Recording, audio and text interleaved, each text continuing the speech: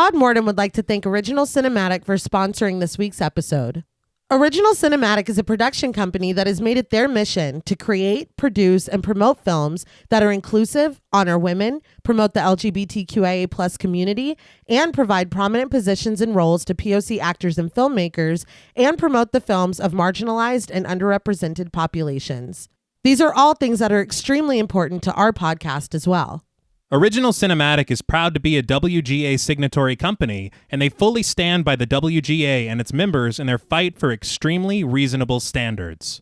Accordingly, they are not accepting scripts or treatment submissions at this time, but both William and Xxena Rush are available via email free of charge to discuss writing and provide input and resources to all aspiring writers. Their information will be made available in the show notes. Ahead of the strike, William Rush has individually produced numerous projects, including Coffee with Baba, Day by Day, They Slay, Before, Pack is Here, Abacue, The Winemaker, and Where Do You Draw the Line? 2 feature films, Group and Immersion, are slated for release this fall.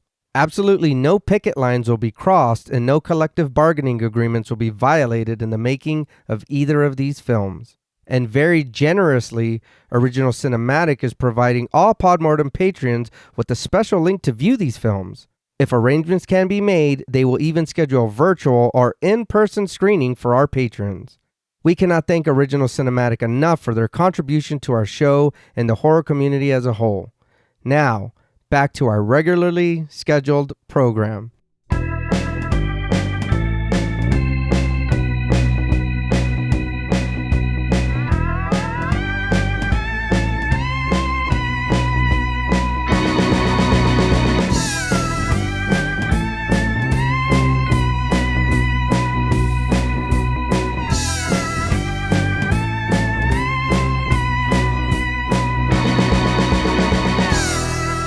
Salutations!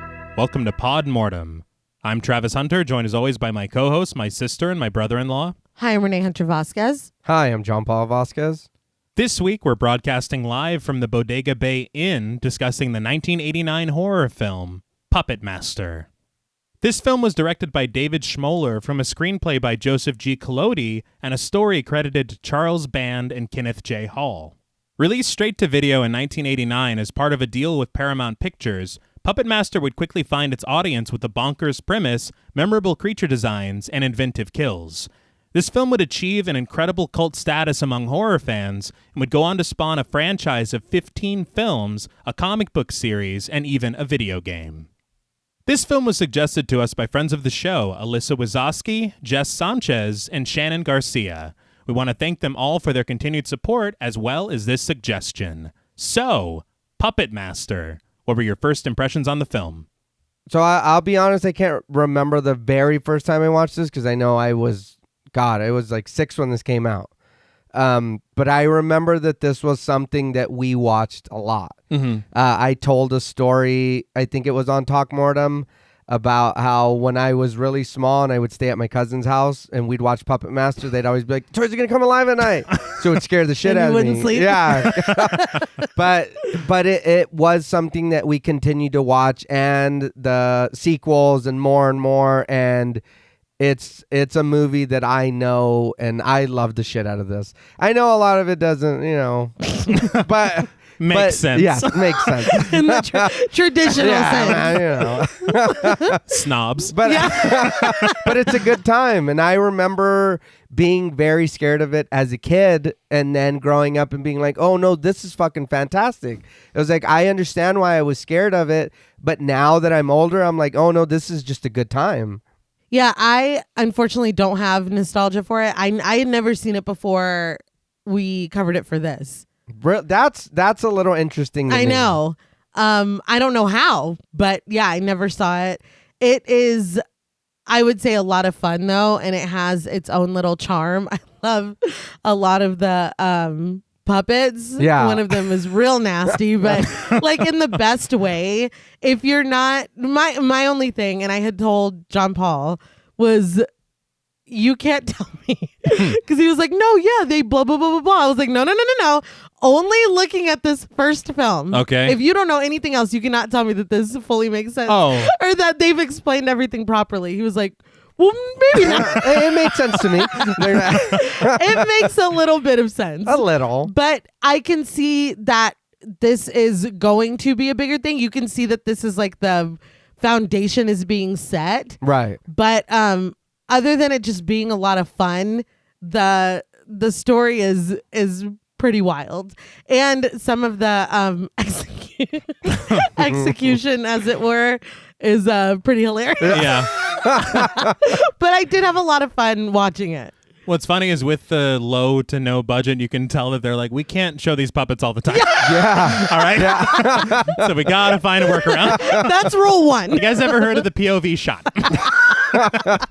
But I swear, whenever I sat down to watch this, I was like, I've absolutely seen this before. Yeah. And as I was watching it, I realized I have never seen this film before. I've seen Blade. Yes. Okay. And I've seen bits and pieces because there were things that were familiar. That's what I was going to ask. Maybe you've seen other things that kind of reference this or in the series. But yeah, this movie, the beginning, I'll be honest too, the very first 20 minutes of it, I was like, I don't remember any of this shit. Mm-hmm. Then we got to a point and I was like, oh, I remember everything now. I was like, oh, okay. I even talked to mom and dad because they said that they rented this movie a lot. Yeah. And apparently so, I mean, it was on when we were around. Yeah. We were just worked out. Well, when did they rent it though? Because I was born in 89. Probably. So maybe Well, maybe we're too young to maybe be making... we weren't really around. I was 2 years out. Yeah. Well, I was 2 years away. Yeah. You were not. I don't know what I'm talking about. But as I was watching it, I was like, I mean, it's all right. Mm-hmm. I will admit, obviously, with the films that are in my wheelhouse, this is not exactly my cup of tea. Mm-hmm. Right. What surprised me about it was that I expected it to be much sillier. Mm-hmm. But they're like, no, this is... Yeah. These puppets, they mean business. Yeah.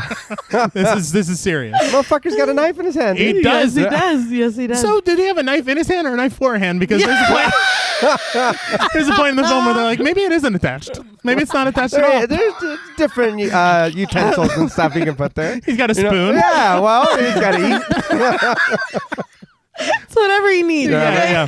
I feel like, T, I'm noticing a theme of you not liking tiny creatures, I think. Dude, I don't know what's... Yeah, because I was literally... think that's just not your bag. I was going to say that I feel like... And it happens a lot. The only tiny creature that I love the... Zuni fetish? Yeah. I was thinking about Trilogy of Terror and how there was this era where every anthology film had to have a tiny creature in it. But I don't know if it was just the time of everybody trying to maybe capitalize on maybe Gremlins or something. Maybe. Yeah. To where it was like, okay, we need a tiny creature. Yeah. We need merchandise. We need to sell. Yeah. That's what we were talking about because John Paul said he had these toys. There you go. Oh, yeah. And I was like, I bet they made so much fucking money off of the merchandising for this. They at least made 100 or so off of me and my brother because we had about 4 or 5 of them. Yeah. And they come in nice boxes like the trunk. Mm-hmm. And it has that's them on the cool. back and it's like they come with shit. And we were young, so we took them out of the box. We shouldn't have. But,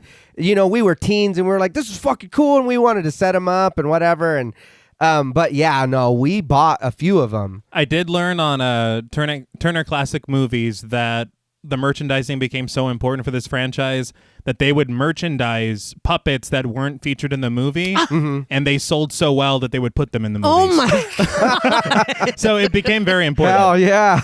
And I appreciate the technical side of a lot of the film. Mm-hmm. I think the production design is pretty good. Yeah. I like the way a lot of these rooms look. There's like an Italian horror flair to some of these shots. Right. And I did learn something about the cinematographer we'll talk about later. Mm-hmm. But the technical side, the puppetry, the stop motion. Yeah. I will say there are puppets that I appreciate. Yes. And there is one that I actively hate. And you got to tune in to find out.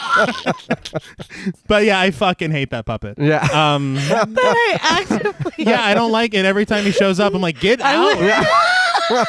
You're not cool. You're not funny. I know exactly what you're talking about. You do? It's probably my least favorite one. I was like, I know every group has to have a brute. But I love all of them, man. Really? Yeah. Oh, yeah. I'm just giving it away. No. But So I take your little brother with you. Yeah. God damn it. Andhog's coming. Yeah, I don't like it. But I do like Blade's great. I don't Yes. love the design of No, that one. I don't like that at Blade, all. I do. They all look really cool. Yes. Except for That one. It's like, what happened? Well, Was he a prototype? Are you gonna come back? rough draft. But I mean, there are some positives. The plot is wild. yes, Yes. it is. They're asking you to buy. They're asking you to buy in on a lot Yeah. and to just understand as this is part of the world. that's my Yeah, thing. what's happening? Yeah. And so, I mean, I don't know. Like, it feels like you're dropped into the middle of it. Yeah. Maybe we should have had a film about. I don't need you to hold my hand, but like just a little. No, you just got to watch the rest of them. Okay. yeah. The ones that didn't exist yet. Yeah. Got all it. 14 of them. Well, that's why they're made now. Yeah. And what's funny to me is that it seemed like they didn't know that this was going to be any kind of a success. Right. So there's really this could have just been it. And they're like, that's what happened. These puppets came to life, and Yeah. But I did want to talk a little bit about the production. Okay. I learned a lot of things reading articles on Billboard and from Turner Classic Movies. Okay. But it kind of all started with Charles Band, who is kind of a prolific horror producer. Right. He actually produced Reanimator and From Beyond. Oh, Oh. shit. A lot of those Stuart Gordon films. Nice. And interestingly, Stuart Gordon's Dolls was kind of a small inspiration on this. Okay. It inspired him to write it, I guess. Right. But he's the producer of this film and he's the story co-writer. But it's kind of like we talked about in X, where they were trying to take advantage of the burgeoning video market. Yeah. That's what this was.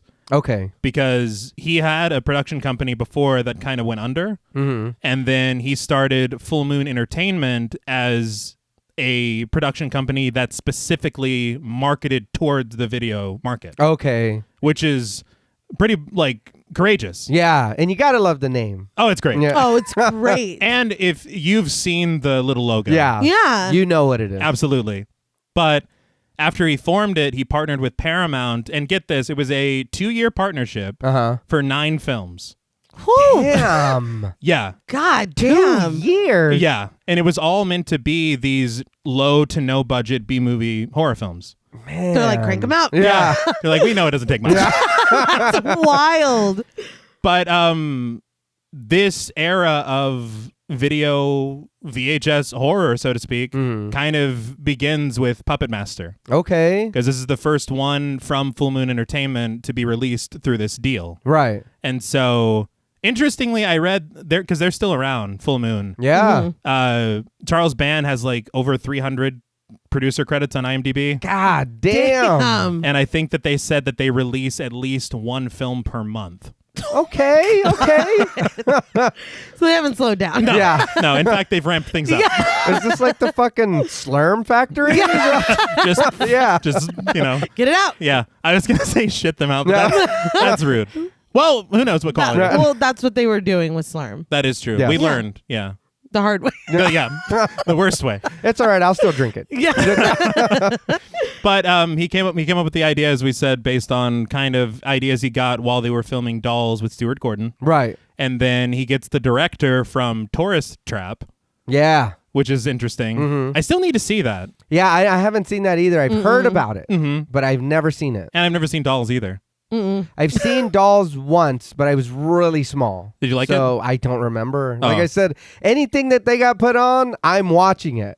So if it didn't get put on again, then I guess they didn't like it. You were just along Yeah, for the ride. Yeah. I'll watch whatever you guys want. But it was funny because I read a lot of interviews with the director, and he had basically said that even when he was making it, he was like, I don't like this. And he was saying, I don't expect this to be anything. He really just said that he needed the job, he needed the money. Right. But then for it to grow and become this thing that it became, one thing is it became Paramount's most successful video release at the time. Yeah. And it was made for $400,000 or $600,000. Damn. I couldn't get an exact figure, but all I read was that it made millions on rentals Oh, I bet. Damn. and merchandise. Yeah. And so obviously that facilitates the ability to make 14 more. Yeah. Now, before we send a psychic message to this film, we would like to issue a warning for spoilers. Pod Mortem is a very in-depth podcast, and in thoroughly discussing horror films, we have no choice but to spoil a thing or two. If you don't wish to be spoiled, please go watch the film, then come back and enjoy the show. If you've already seen the film or don't care about spoilers, let's head to the hotel. So the film begins with opening credits and a really great opening theme that almost evokes the whimsy of carnival music, but also a bit of foreboding eeriness. The theme, the score, Yes. it's fantastic. It's fire. It is. That's what it is. I looked it up, and the score was composed by Richard Band, who Oh, is the producer's brother. Okay. check us out. He also did the score for Reanimator, a lot of Stuart Gordon because his brother produced them. Yeah. Right. But he is, just a random fun fact, Mm-hmm. Charles Band's son and Richard Band's nephew is Alex Band, who is the lead singer of the band The Calling. If you remember Wherever You Will Go. Yes. That I love Okay. that song. that random track. Yeah. But I thought that was very interesting and just kind of random. Yeah. Very. But we continue, and if you like a few minutes of puppet shots, Yeah. got the film for you. I was kind of getting Dead Silence vibes, Okay. Okay. Yeah. which I wonder if James Wan was influenced at all. Oh shit. I'm okay. sure. Yeah. But we get shots of random parts of puppets and swirling movements and blurring waves. Ears, eyes, noses zooming in and out of their open mouths. But the sequence ends as we zoom into the black eyes of a pale-faced puppet and into a view of the crashing waves of the coastline of Bodega Bay. On the edge of the cliff overlooking the water, we see a large, beautiful building. We receive text in the lower third reading, Bodega Bay Inn, 1939. So I did read that this hotel shot is actually accomplished with the use of a miniature. Mm-hmm. And they talked about filming the location and then kind of dangling the model That's wild. and kind of doing a composite shot. Right. I read that it was like the size of a fridge, what they built. It looks great. It does. Yeah, I was gonna say I couldn't tell. It No. really does. I literally had to look. I was like, is there a hotel in there? It's a little precarious, but It's right on the water? Okay. But we see Khan, a puppet with a white face and wearing a red cloak, sitting at the window overlooking the property. He turns his head with no assistance or operator. So I was like, oh. Well, yeah, we're already doing this. I really did think it was going to be like a Child's Play situation. Yeah. But it's Yeah. like, oh, shit, the puppets are alive? Yeah. But he's like, hey, you might want to look. It's in the name. Yeah, I guess so. Some weird going on outside. Hey, boss. I'll apologize up top if I say this wrong, but this marionette is a real marionette used in a Burmese opera. It's Zog Yi. He's an alchemist. Oh. So I thought that was very interesting because he looks a little different than the rest of them. Yes. He looks really cool, Yeah. and it's kind of a shame that we don't see him. I After was, I was a little sad. Like I said, the first 20 minutes, I was like, what the fuck? I didn't see him anymore, and I was like, oh. It's like he was on loan. They're like, no, we got to get him Yeah. back. Yeah. You know, Right, we- this one's expensive. Yeah, we can't break this guy. We cannot break him. And it's interesting because we learn that they kind of call a character we're about to meet the last modern alchemist. Oh, okay. So I wonder if there's some kind of Yeah. connection. Yeah. But soft piano plays on a record player as we pan across an array of half-made and somewhat nightmarish puppets to find Andre Toulon, played by William Hickey, painting his newest creation. So we saw him in Tales from the Dark Side. Yes. Yeah. And did y'all know he played Dr. Finkelstein in A Nightmare Before Christmas? That's amazing. You can hear it, though. You absolutely Yeah. can. You know, Tales from the Dark Side was episode 6. Damn. That Okay. is so funny to me that we picked that one so early. You know what's wild about him being in this film? I read an interview on a blog called Kitley's Crypt. Mm-hmm. They said that the production had William Hickey for 8 hours. Really? Oh, shit. Yes. So all of his stuff was filmed in 8 hours. And then he got on the plane and went back to New York. Yeah. He took Well- he took the puppet with him. Yeah. It's like, I gotta We get gotta this go. guy. Right. No, this one's mine. Yeah. But in a wide shot, we see the walls of his room filled with puppets, as well as posters advertising his act. Khan turns his head sharply to Toulon, but Toulon just tells him, no, no. So Khan redirects his attention out of the window again. But outside, tense music mounts as we are in the POV I mean, it's obviously a puppet, right? Yeah. Or a squirrel. Or maybe. Right. It's multifaceted film. Sometimes we're a squirrel, sometimes we're... But the puppet is walking through the grounds of the inn. He passes people dressed in period-specific clothing, but when he almost runs into a dog, he gets the bark out of there. That dog said, "Roof, roof, roof, roof, roof." He looked just like the Goosebumps He really dog. did. He might have been his father. The timing of it. But the puppet breathes heavily, running and hiding behind a bush. It was funny to me because, again, I've never seen this before, but it looks like the puppets are bad. Like they're killing people. Yeah, right? Okay. So I was like, why? Obviously, we are in the POV of a puppet. Why are we afraid? Because he sounds horrified. He does. Right. I really didn't understand until I guess later the not the motivations of these puppets. Right. Because it really isn't. it's dependent on something. Yeah. Yes. Which is not fully explained. How Until that then, works. yeah. Yes. But back in his room, Toulon completes his work, placing his hands over his newly finished puppet. He recites the words, "Life, on my life."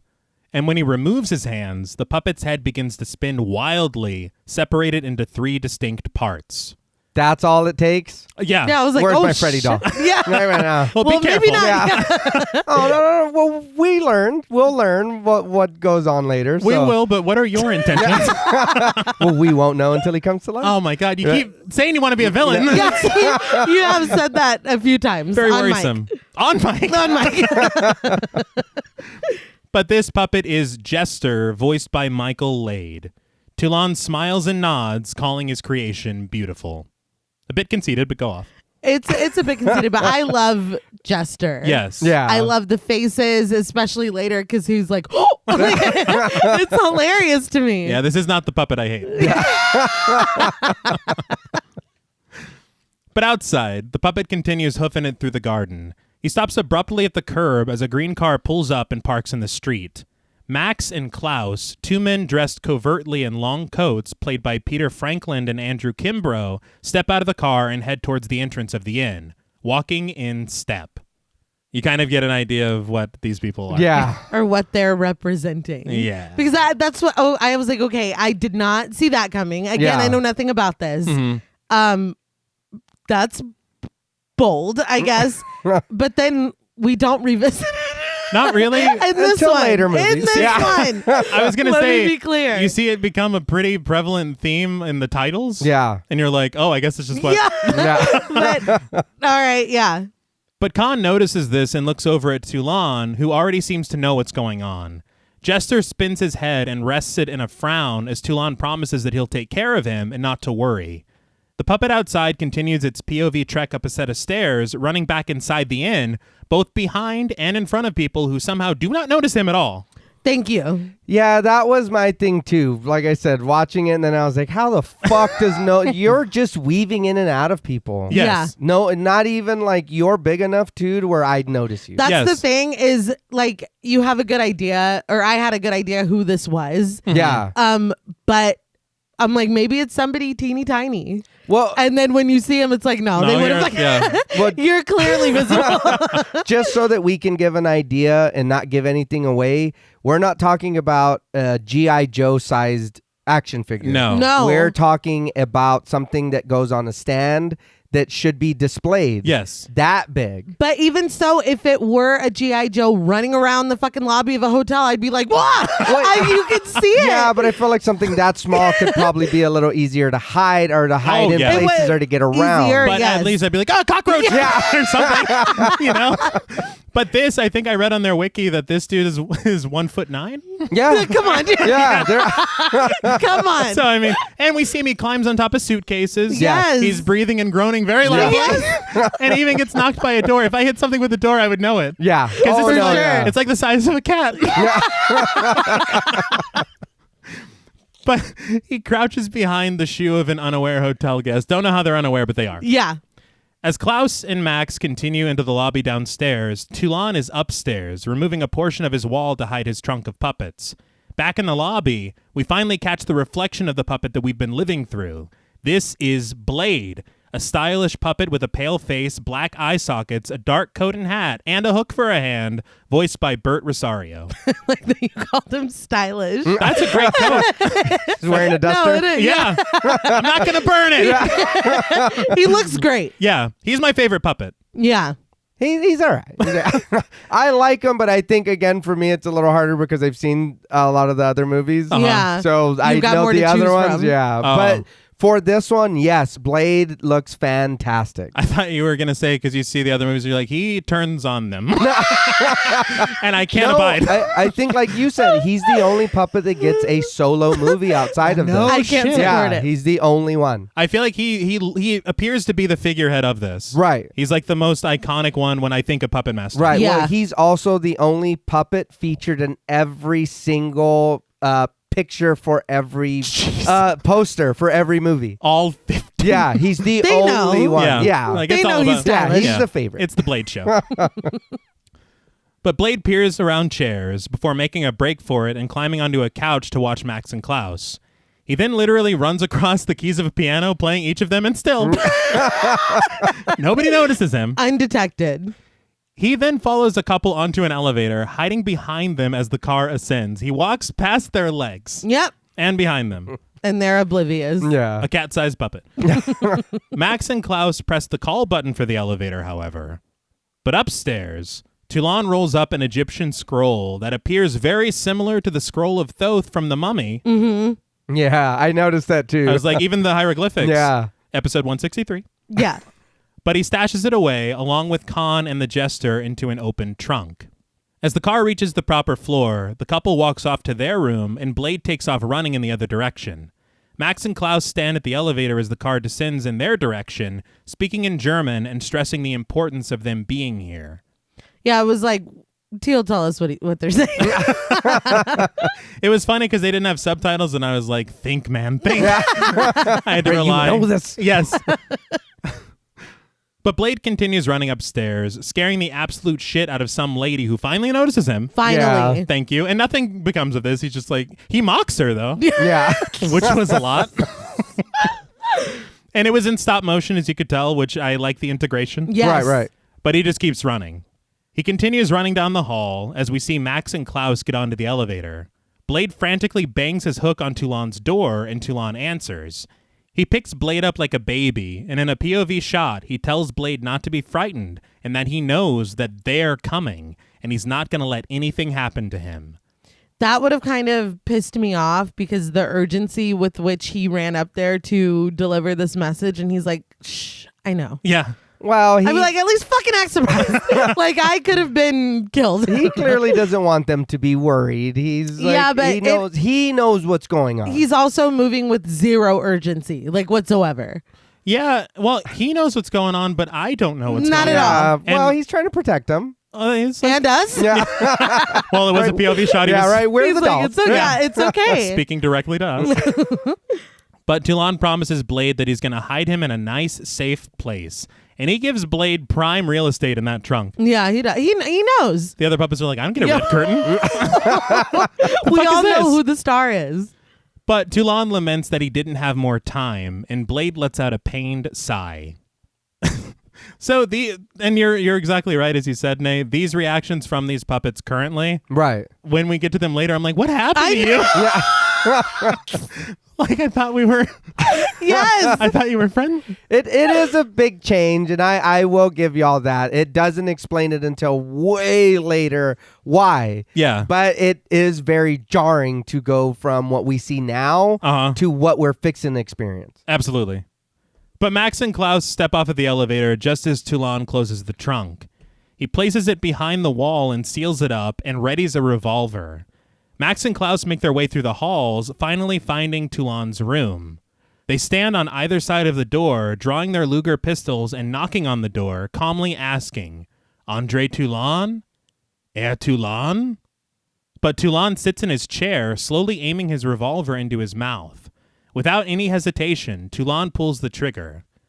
Max and Klaus kick the door open to find Toulon's body and the blood-spattered wall behind him, and we fade to black.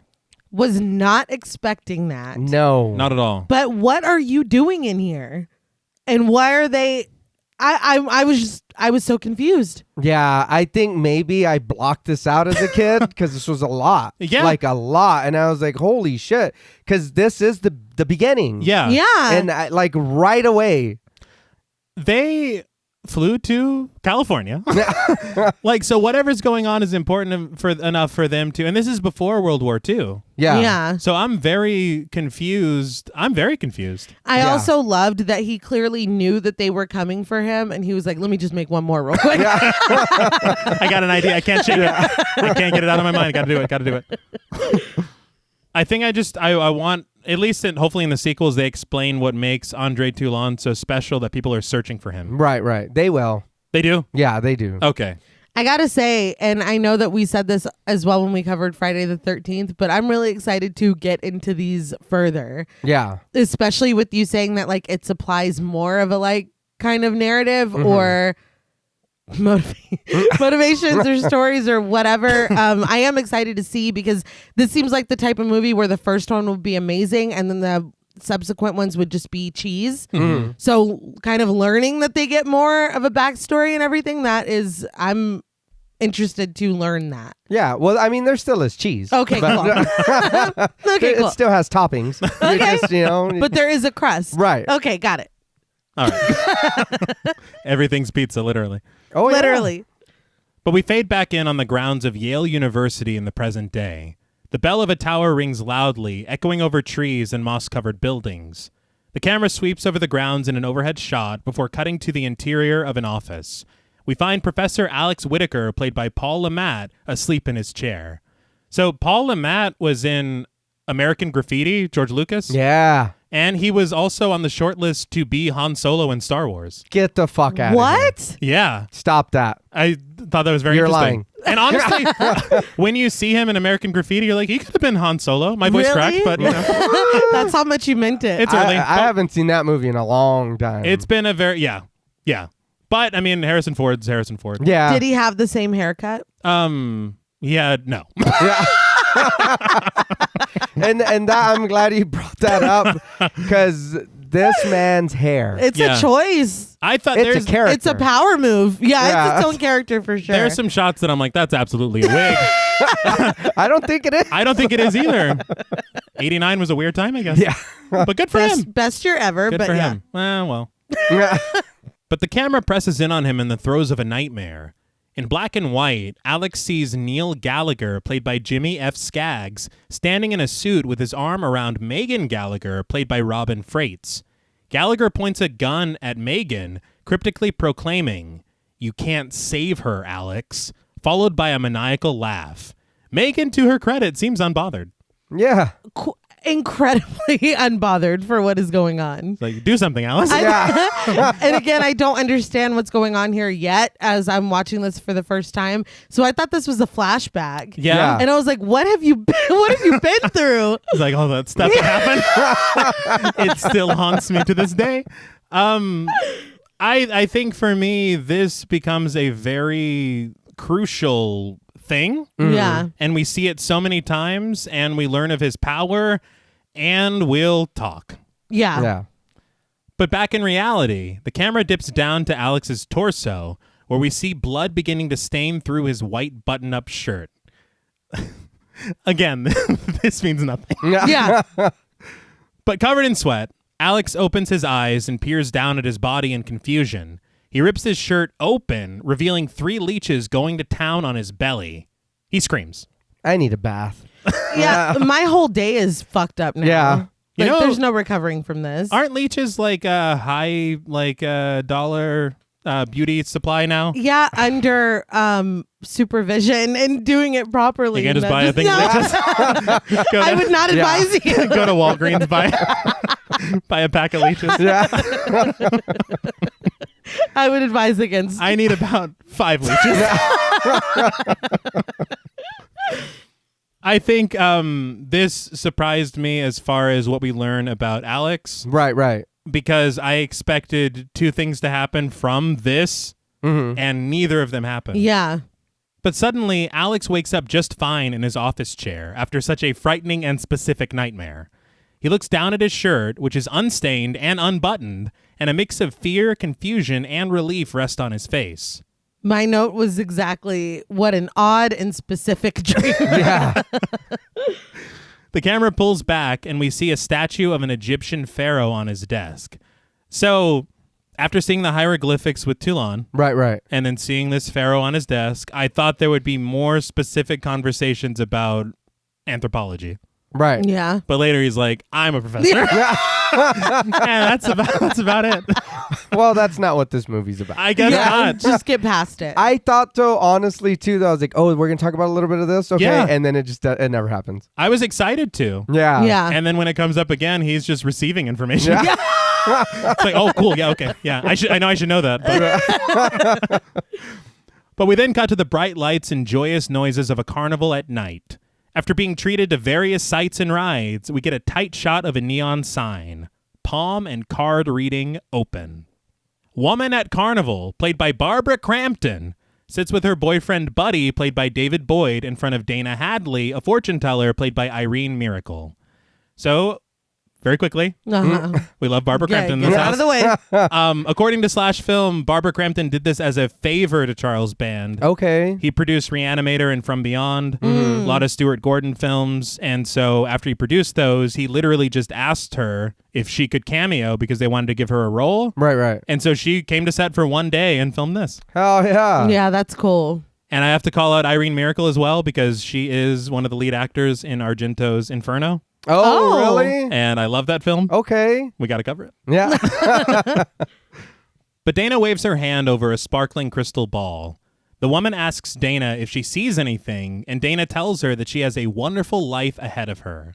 The woman smiles, asking if Dana sees marriage in her future, and she says that she absolutely does. In fact, in a very short period of time, the woman and the man will be happily married. And even more, Dana says the woman is going to have 2 children, a boy and a girl. That sounds good. Mm-hmm. Yeah. The woman is very happy to hear this, but she has another question. Is her boyfriend ever going to get a real job? It's like, damn, you don't have to do buddy like that. He's right there. He looks at her and she's like, I'm just asking. Yeah. Damn, we're at a carnival. We're having fun. Thanks. It's like we're eating funnel cakes and now I gotta lay this shit on me. But Dana says that she sees him in retail sales.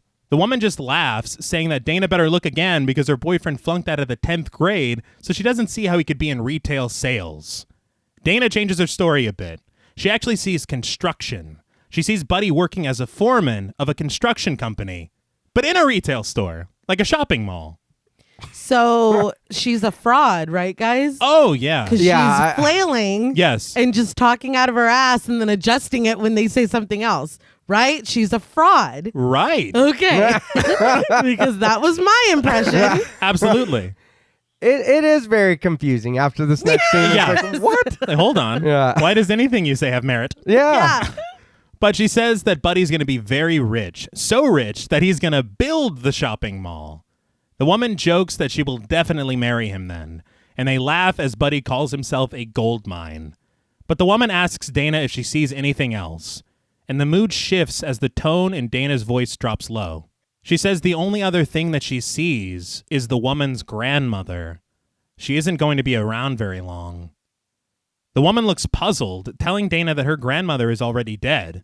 Dana takes it in stride because it was really Buddy's grandmother, actually. See, this is giving. I see somebody. It's a J name, maybe a G, maybe Yeah. maybe an H. Like that's what. Any Oh, other- then it's your grandmother. Yeah. But and that for me, I thought. Here's what I thought. Uh-huh. I thought maybe she was bullshitting them with the positive stuff. Right. And then she actually did see something with the negative stuff. And so I thought this was really going to be about this woman's grandmother. No, but no. It's just more bullshit. Yeah. She's lying. But the woman looks over to her boyfriend, giving him her deepest sympathies. But Dana suddenly puts her hands to her temples, overcome with pain. She gasps for breath, her eyes clenched shut and one hand grabbing at her throat. She finally chokes out a name. Gallagher. Oh! I know this one. Two words. First word choke. Killed. Like, oh, I know you're trying to tell me something. Well, I mean, it seemed she was like half scared and like half. Yeah. Well, we'll get to that later. She's like, I see a man on stage smashing a watermelon. A really hacky comedian. No, that was funny to me too because this hits her. It's a lot. It's very over the top. Yeah. But this hits her and they sit across from the table just like, whoa, dude. Like, nobody tries to help her. She's like, is this part of every... Did you pay? Let's just go. Let's get out of here. This is none of our business. But she envisions herself in black and white on the floor of the hallway at the Bodega Bay Inn being chased by someone. A small knife is raised, but we don't see who's holding it. While in reality, Dana gasps for air, struggling to say, he's gonna kill me. She finally returns to herself, her eyes opening as she catches her breath and looks at her concerned patrons. She's like, that'll be $40. Right, that was your grandma. That's most definitely your grandma. Was that about Buddy's job? It's going to be an accident at the construction site. But we then glide over the Statue of Liberty at sunset, arriving in New York City. Among the hustle and bustle of city traffic, the camera peers up the surrounding skyscrapers. In one of the buildings, through a door marked Pensa Research, Inc., Carissa Stamford, played by Catherine O'Reilly, sits at a desk with Frank Forrester, played by Matt Rowe. I watched this on Shudder. Mm-hmm. And I got to tell you, those subtitles were struggling with her name. Like Carlissa? Yeah. It was Carissa, which it is. Clarissa. Carlissa.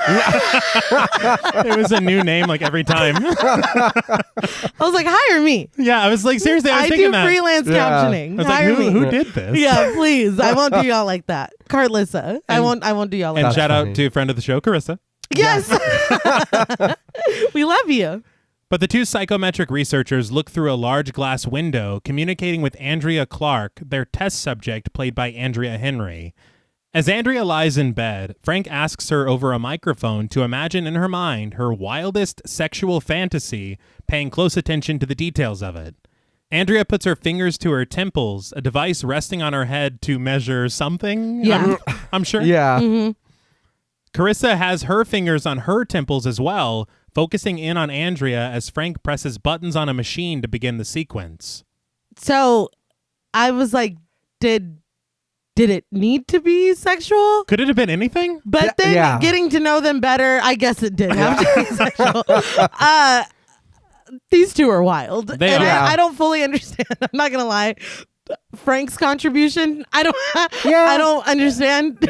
He just well, there seems to be something that he has power-wise in this scene. Yes. Okay. And then never But again. That's it. I think he might be lying. I think, yeah. He's like, I know what I'm imagining. That's the way it seems. He just seems like just a horny dude. Yeah. Yeah. But lights flash and numbers cycle for a moment, and Frank asks Carissa if she's getting anything about a man and a horse in the rain. Carissa says she isn't, which Frank finds interesting. So like sex telepathy or something, or like you think something and then you can know what I'm thinking. That's a good a term as any for what is going on. Well, here. I think what confuses me the most is that what we learn is that everybody already understands that this isn't Carissa's power. Yeah. No, yeah. So they're like, why aren't you picking this up? Even though you know me. And he's got headphones and he's messing with that little machine, whatever he's doing, flicking knobs and whatnot. And she doesn't have any of that. I want to point out, we never see this machine again. yeah, that's it. They don't bring it where they're going. No.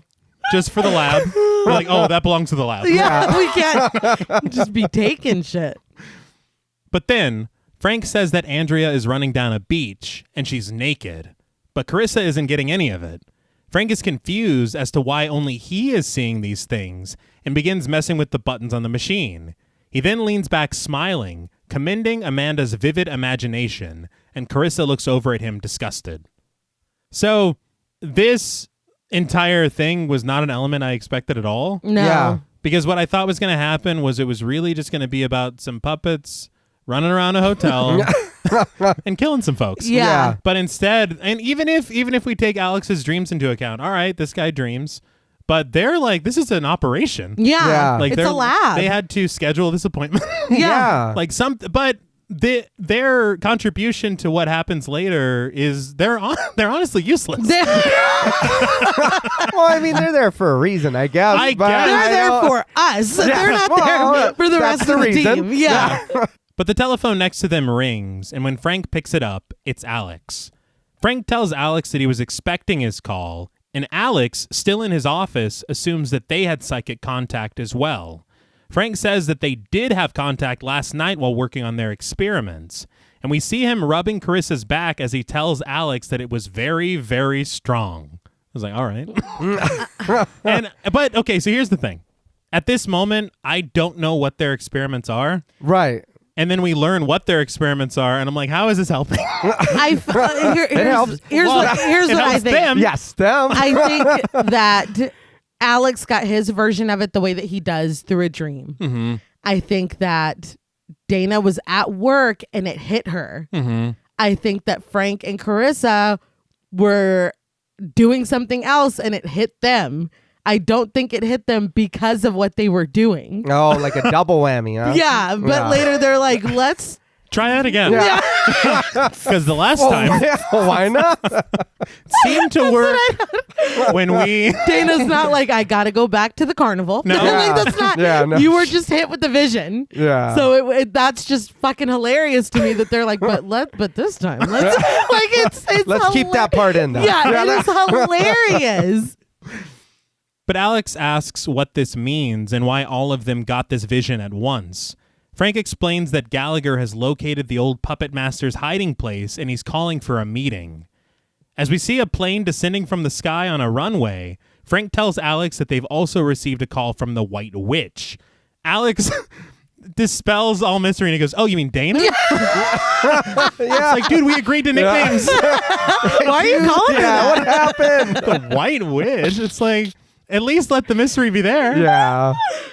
But as waves crash against the rocks on Bodega Bay, Frank says that Dana knows the location well, an old hotel on the California coast, the Bodega Bay Inn.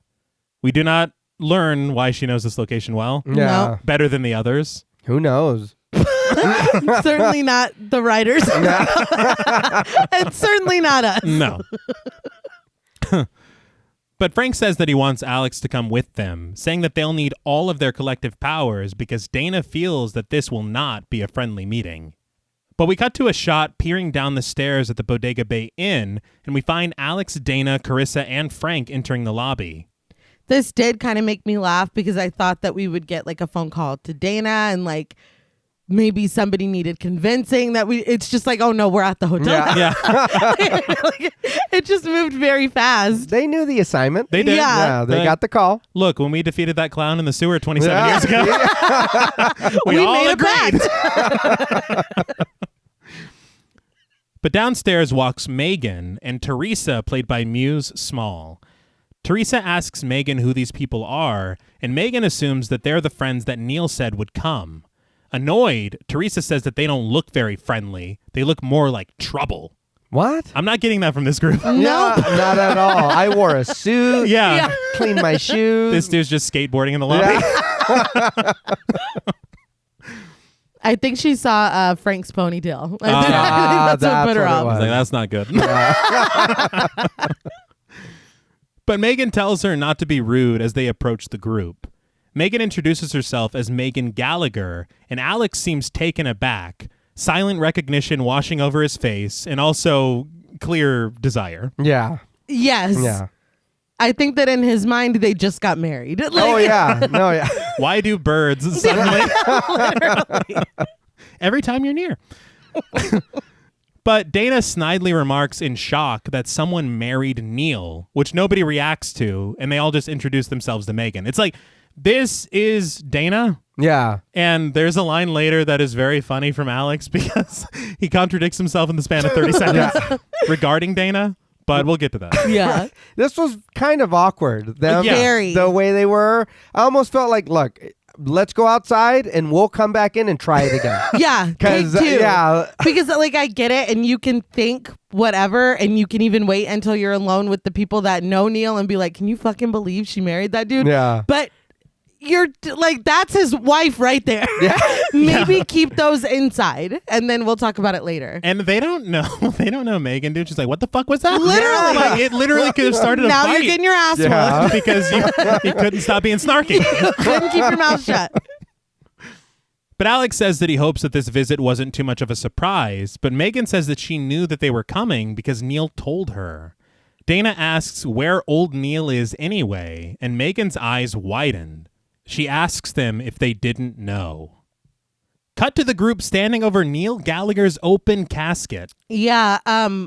Again, was not expecting that. No. Yeah, I thought, like you said, we were going to be watching the watermelons get hit. Yeah. And like, Thought we were going to a Gallagher show. Yeah, it's like, where do I get my plastic sheet? yeah.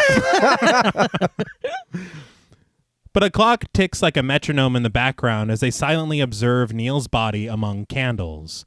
Megan shares that Neil shot himself, and when Alex asks her, she says that she doesn't know why. But she says that he left a note, but all that it said was that he didn't want to be buried until the four of them arrived. Alex looks over to his group, who return his look of puzzlement.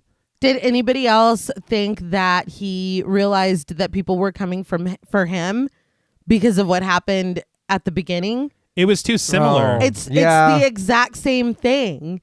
So I thought it was like the cyclical thing where maybe he found what was hidden in the walls and then now he's being targeted. Okay. That's what it felt. I mean, that's not what. No, yeah. No. Like, don't get your what hopes is up. happening?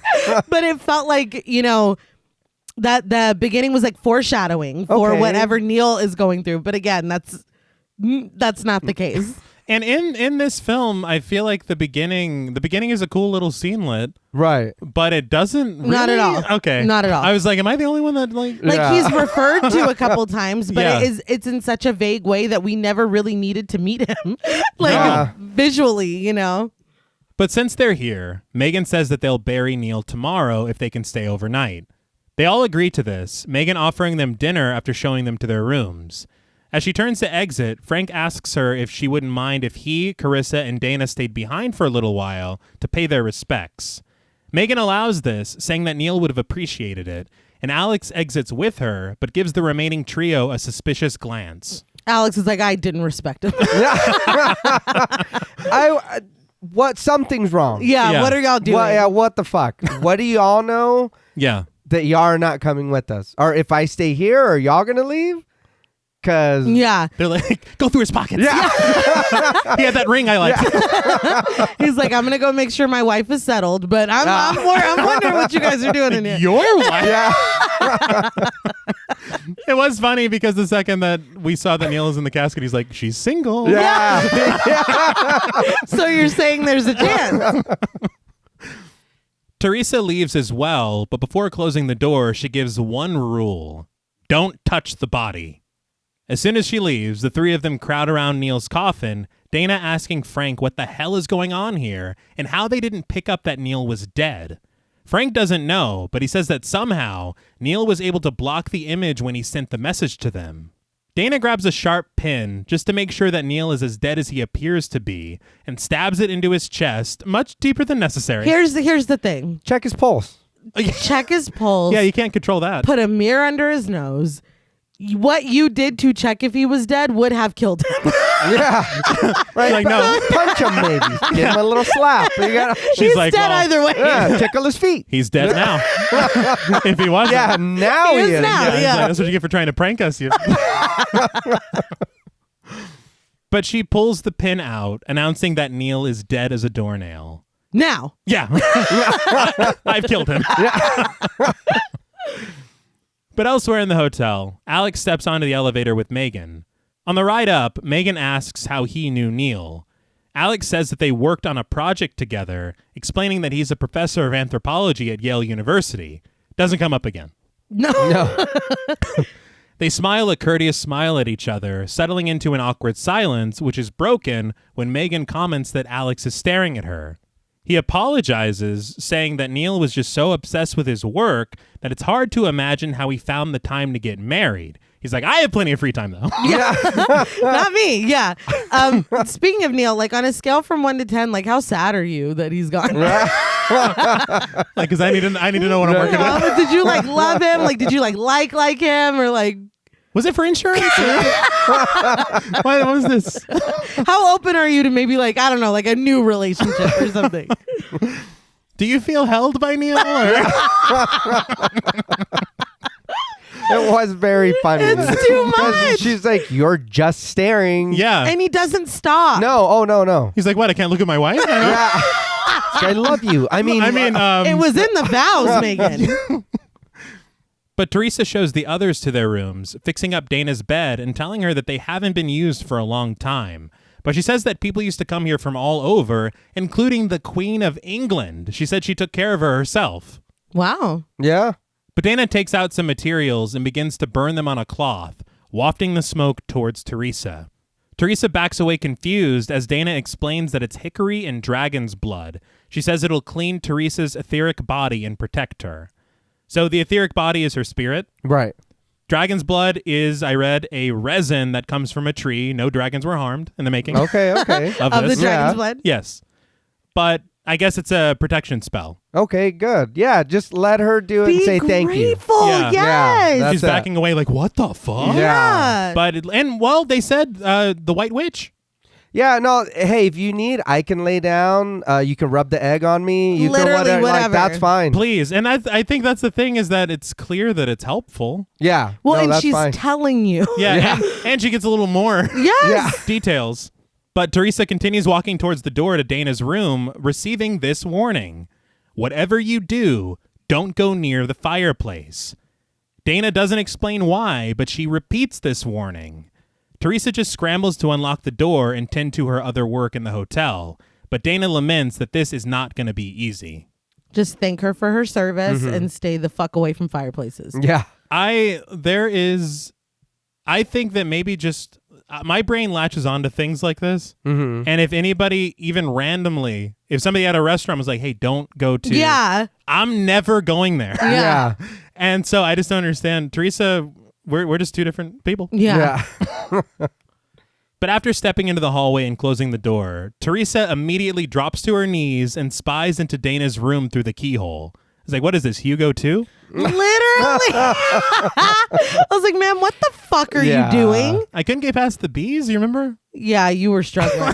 I loved those games, dude. Yeah, me too. Where are they? I know. I bet we can get an emulator. What was it? Hugo House of House of Horrors. Horrors, man. It was good. But she sees Dana opening her suitcase and revealing a taxidermy dog and petting it. Teresa mutters that Dana is a screwball as she retrieves a can of dog food and begins to open it. But suddenly, Dana looks out towards her door and Teresa falls over herself to run away. Dana then opens the door, stepping out into the hallway and smirking. So I was like, was the dog a gag just for Teresa's benefit? Or? Yeah, I was really confused about the dog. The smirk was like, got her. Yeah. But the dog is really, Dana Yes. loves this dog. Yes. Yeah. So I don't know. But Alex gets settled into his room, putting his shirts into a drawer, but stopping to open a booklet from the hotel. In it, he finds loose photographs of different areas of the hotel. He grabs one of the pictures, which is a shot of a ballroom, and he touches his fingers to it, closing his eyes. Now, this was not established as anything that he could do. No. Yeah. This is more in line with what Carissa could do, Yeah. Right. which we'll learn shortly. Yes. But in his mind's eye, Alex watches as Neil, wearing a white mask, slow dances with Megan, who is wearing a white dress. The room is pristine and wide open, curtains blowing in the breeze over large windows. But at the end of their dance, Neil turns to face Alex, slowly taking off his mask and repeating the words from his nightmare. You can't save her, Alex. In reality, Alex returns to himself, opening his hand to reveal the crumpled photograph of the ballroom. Save who? Your wife? What's happening? What the fuck are you Alex's talking new about? wife. Yeah. Oh, okay. So my wife. Yeah. He should have just tried to focus like Life is Strange. Go If I to can that go, moment. yes. Get those sticks together. Come on. But downstairs, Teresa snags Frank and Carissa's bags and leads them to the elevator. Frank says that it's a pity that Neil passed away and asks Teresa if she was friendly with him, but she replies that she wasn't. As the elevator rises, Carissa is overcome with a vision of some kind. She presses her fingers to her temples, telling Frank that something happened in this elevator. She then gets a black and white vision of a man forcing himself onto a woman in this elevator, describing it to Frank. He asks, "What man?" And we then see Neil roaring like a lion in slow motion in black and white. Yeah, I was like, is he turning into a werewolf? It was a lot. Yeah, it was. Or hulking out, or like, I don't know what the fuck is happening? This is where we don't really get anything with that. No, we don't find out anything from this. No, I guess, is this just to show he's terrible? Awful? Yeah. I don't know. Yeah, I guess that's just kind of what I got. Because my note is, so the dead friend is a piece of shit? Yeah. So, I mean, that's really all we're learning from this? I guess, and I feel like more should be said about this to someone. Yeah. Yeah. And then what the conversation we get next? Yeah. It's like, all right. But Carissa answers him, it was Gallagher, and the woman wasn't his wife. Teresa asks what Carissa's talking about, but Frank tells her not to interfere. He asks Carissa for more details, and she just tells him that it's terrible what Neil did to that woman. It was funny because he's like, don't interfere. And she's like, what is it? Yeah, she does. Like, don't tell me what to... Let me interfere one more time. I fucking work here. Yeah. But Teresa asks them not to tell Megan about this because she's upset enough as it is. Frank assures her that they won't as he soothes Carissa. We then cut to a white-gloved finger being dragged across a piece of furniture, only to find that it's Frank doing some kind of inspection of his and Carissa's room. Carissa rests on the bed, but suddenly falls back, her voice full of passionate breaths as she declares that this is a movie star bed.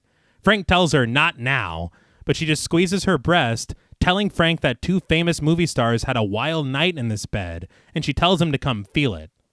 Frank isn't about it, telling her that they're here for business, and tells her to stop. Now this mentality of Frank, Yeah. never again. No, it's a little weird. It's really confusing. Yeah. But he reminds her that they're focusing on Gallagher, which she knows, but she says that she can't help it. Frank understands, but he says that they have to use her gifts to find out what Gallagher was doing here. But she just collapses into bed, her hand returning to her breast, and Frank's hand clutched underneath hers. She says that the movie stars did it right here on this bed. Frank asks who they were, and she tells him, Clark Gable and Carol Lombard. Frank sits down next to her, intrigued. Well, I appreciate that he was here for the tea when she started name dropping. But again, Name he's dropping. like, It's like, did I tell you I knew Clark Gable? Did I tell you the time I had a drink with Clark Gable? he's like, we got to get to work. Let me feel your titty real quick. Look, there's things that gotta happen, all right? That's not the way to calm things down. Real She quick. was already starting. It's all Well, that's what he right. did. And then he's like, now who was it? Hey, she started. Things were in motion. Let's just keep going. That's it. But I think, again, this is what I don't understand, because he knows that it's attached to objects. Right, Yeah. right. But then in their offices, he's like, and you're not seeing... Yeah. Really? When you're not touching anything. Yeah. Okay, so maybe he was trying to see how his gift is different from hers. Maybe they were like, I can pick up on this. Can you? Maybe, but we don't get any of these that. are too No. many Yeah. maybes. No, yeah, that's what. But we don't get any of that. And it does really feel like our benefit, because they clearly have known each other for years. Yeah, Yeah. no, yeah. But what a fucking gift, huh? It's a very specific Yeah. gift. If you touch something, it's like, oh, fuck, I can feel something from this But it chair, really only or- seems even later like it's just the one thing that she can determine. I'm okay with that. But wouldn't that get old? Like, if No. you can't stay anywhere. Like, I'm trying to ride the bus. God damn. Jesus Christ. Trying to eat a Goddamn, what's sandwich happening on the bus? What's happening on that sandwich? on that sandwich. Like, wait, take this sandwich back. Right? No. That bread was flattened a different way. A different way. This wasn't a panini press. Yeah. I mean, Well, Yeah. moving on. A little decorum, please. you said panini and you thought we were just gonna let that go by. It's a sandwich. Oh, it is. It's a type of sandwich. You can eat it. All right. Jesus Christ. Get it together. We're getting another email. But after a beautiful shot of the sun setting at the horizon, the camera presses in on Neil's body inside of his casket. The music grows eerie as we get closer and closer, and suddenly, hands in fingerless gloves reach up from the casket. Pinhead, a puppet with a large body covered in a turtleneck sweater, with human hands and a tiny head, voiced by Ed Cook, pulls himself up into view and hops out of the casket. I hate him. So this one's your favorite. Uh-huh. I did read that the stop motion that they used for this, first of all, that's the last thing I was expecting to crawl out of the car. But the stop motion that they used, it's 17 seconds long, and it took 2 full days to film. That's wild. Yeah. It really is. And I also read that a stunt woman, Cindy Sorensen, plays his hands. Oh, that's Okay. cool. Yeah. Well, you can tell they're human hands. Yeah, clearly. I will say I don't mind Pinhead, but when I was younger, this did scare me because he has human hands, but he's a toy. And it's like, you shouldn't have those.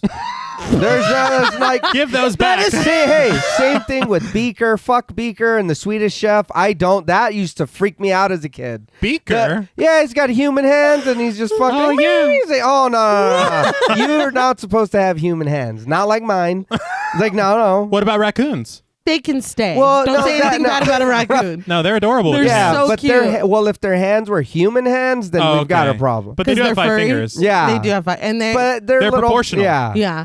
I just don't like how small his head is. I'm not a big fan. I really do think that Toulon was like, we're going to need another pass on that. And then he's like, oh, they're here? That was my next note. Was I think he might have phoned it in when he made this. Yeah. He was in a rush. It's like, let's move on. He was in a rush. I did want to call out the effects team. It was David Allen and his effects house that did it, a team of puppeteers. They do pretty good work, I think. yeah. Yeah. And it was I was looking at some of the people on the team and some of the other stuff that they worked on, but you had people that went on to work for certain productions like The Fifth Element, Total Recall, and even one person went on to work on Jurassic Park. Oh, shit. Oh, So yeah. it's kind of impressive. And you see, I mean, with some of the creatures, some more than others. Yeah. Admittedly. The detail, and we're talking off mic about a lot of these puppets, how many people it took to operate them. Yeah. I read that Blade took 5 to 6 people to operate. Just him. That's wild. That is Hell wild. yeah. So imagining having to do that with like 4 other people crammed next to you. Yeah. And make sure your shit syncs up with theirs while they're filming. How many shots would that have taken? Yeah. Oh. And so much talent goes into that. Yeah. Like they're kind of the unsung heroes. 'Cause Oh, yeah. that's pretty amazing. And that's what I was saying at the start, that the technical stuff, Yeah. I appreciated. But upstairs in the halls, Megan makes her way into the dining room to join the others for dinner. They're all seated at a long dining room table, Teresa hopefully getting overtime pay because she's pouring everyone wine. Yeah. Yeah. Megan does thank her, though. It was very kind, and it kind of shows her character. Yeah. But Frank asks about the history of the hotel, and Megan shares that it's been in her family for a long time, and her parents operated it until they died a few years ago. Before we get deep into this dinner conversation, I do just want to point out the fact that Alex not only pulled out Megan's chair for her, but the rest of the group is sitting at one end of the table and he is sitting next to Megan. I didn't even catch that. You got it. You got it. I didn't either. I was like, this dude's not. Yes, he did. Yes, he did. Sat down right next to her. He's like, honey, did you want some more? Yeah. Red or white? Established You dominance, I guess. Yeah, I know you don't like red. That summer in the Cape, you had said that you didn't. She's like, what the fuck? fuck? We just met tonight. But Dana then asks how Megan met Neil, learning that they met while he was staying at the hotel working on a project. They became friends, and after Megan's parents died, he helped her through some very rough times. Dana, sipping her wine, says that this doesn't sound like the Gallagher that they all know. Everyone looks at her like, Dana, please. Yeah. Let her talk. Like, you can think it. Yeah. But Megan says that it was a real surprise when Neil asked her to marry him. He said that he loved her and offered to help her run the hotel. Now that, Dana says, sounds like Gallagher. He wanted something. So again, some things are inside thoughts. Yeah. Especially for the moment. You can let them out later. Also, I know that there was a little something when she was doing the reading for Barbara Crampton, but this accent. It's all over the place. Yeah. It is ramped up to a point of, I was like, did she have this accent the whole time? I didn't quite remember it like this. Not at all. Yeah, I was watching it. Your sister was sitting here while I was, seeing the movie and taking my notes and everything. Uh-huh. And then I paused it and I looked over at your sister. I said, has she talked that way the whole time?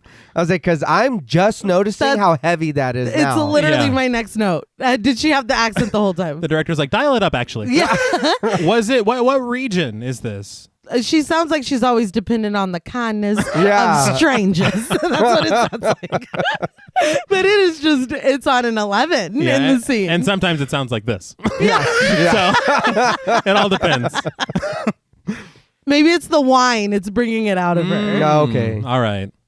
But Megan says that they were married 2 years ago, and Gallagher had so many ideas for this hotel, so they shut it down for renovations. Alex asks about Gallagher's work, but Megan says that he didn't tell her much about it, explaining that he spent the first year of their marriage supervising the construction at the hotel. She says that they really tore the place apart. I put almost as if they were looking for something. Almost like that, yeah. Mm-hmm. But one day, he just stopped everything, and then for the next year, he spent all of his time alone on his work, and Megan says that she didn't know what to do. Dana says that she would have kicked him out on his ass and is promptly scolded by Alex. Megan says that if Dana has something to say, she wishes that she would just say it to her. I feel like she has been. Yeah, no shit. I don't really think she's been holding back. She's like, no, I'm good. Yeah. I'm letting it out. But Alex explains Dana's behavior, saying that she just likes to stir things up. But Dana actually does have something to say, and she rises from her chair, walking over to retrieve the bottle of wine, saying that she has a wealth of information about Neil that she would just love to share with Megan. Alex just tells her to sit down and shut up, but Dana continues, pouring her wine and sitting down to ask a question that's been burning inside of her. Did it ever pass through Megan's innocent mind that Neil possibly married her for her money? Frank comments that Dana grows into quite a cynic after a little alcohol, but Dana's like, no, I'm not a cynic at all. Yeah, she's like, no, I'm just being rude. Yeah, I'm just ruining our evening. Somebody's got to do it. She prefers, she says, to think of herself as a nasty B word. Okay. Yeah, I was like, all right. Yeah. I don't. This strikes me, people who are just mean in place of having an actual personality. Yeah. That's what I'm getting here. And she seemed cool. That's what is so confusing, because that was my note. Where did this quote unquote nasty bitch personality come from? Because you were casting protection spells an hour ago. Right. Like, So I'm and now I'm a nuisance. yeah. I don't know. But after she says that thing about the nasty B word, Alex is like, I said that's enough. He's like, you don't speak to my wife that way. You're coming to my house. She's like, what? What? But Dana retorts, fuck you, you Ivy League tight ass. I was like, so are they friends out of necessity? Holy shit. And then something she tells him later, I'm like, so you do like him? Yeah. And then this is again where I was like, okay, so what is Dana's power? Right. She receives very accurate visions enough to warn Teresa about the fireplace. Yeah. Spoilers. But at the carnival. Yeah, that was a little weird, because as the movie goes on, we do see she does have an ability. Yeah. Maybe she's like, I'm not even trying to tap in with John. Like, just give me the money. But then why don't you go work at a bank or something? Yeah, you don't have shit. to do this. Why are you doing this? But Dana says that they all know why they're here, so why continue this pitiful charade? She tells Megan that the truth is Gallagher was a despicable, greedy bastard. He screwed them over, and they're here to even the score. She asks if she's making herself clear, and before storming off from the table, Megan says that Dana has made herself perfectly clear. Alex gets up to go after Megan, calling Dana a real piece of work before making his exit. It's like now she's not going to be able to sleep tonight. She takes things she's very sensitive. I thought he just wanted to get into the hotel business. But Dana sarcastically asks the group, because it's the 1980s, she's like, did I say something? Yeah. Did I do that? But Alex follows Megan outside and apologizes for Dana's behavior, saying that she isn't usually like this, even though he just said that she's always like this. Yeah, he did. But Megan rests against a pillar, telling Alex that she's so confused, asking who they even are. Alex explains that some people would call them magicians. He's like, well, I'm your husband. Yeah. Husband. Honey, you don't recognize me? Are you okay? Right, you should lay down. Next to me. As you do every night. But Alex explains that some people would call them magicians and takes Megan over to the window so they can spy on his friends creepily as he elaborates.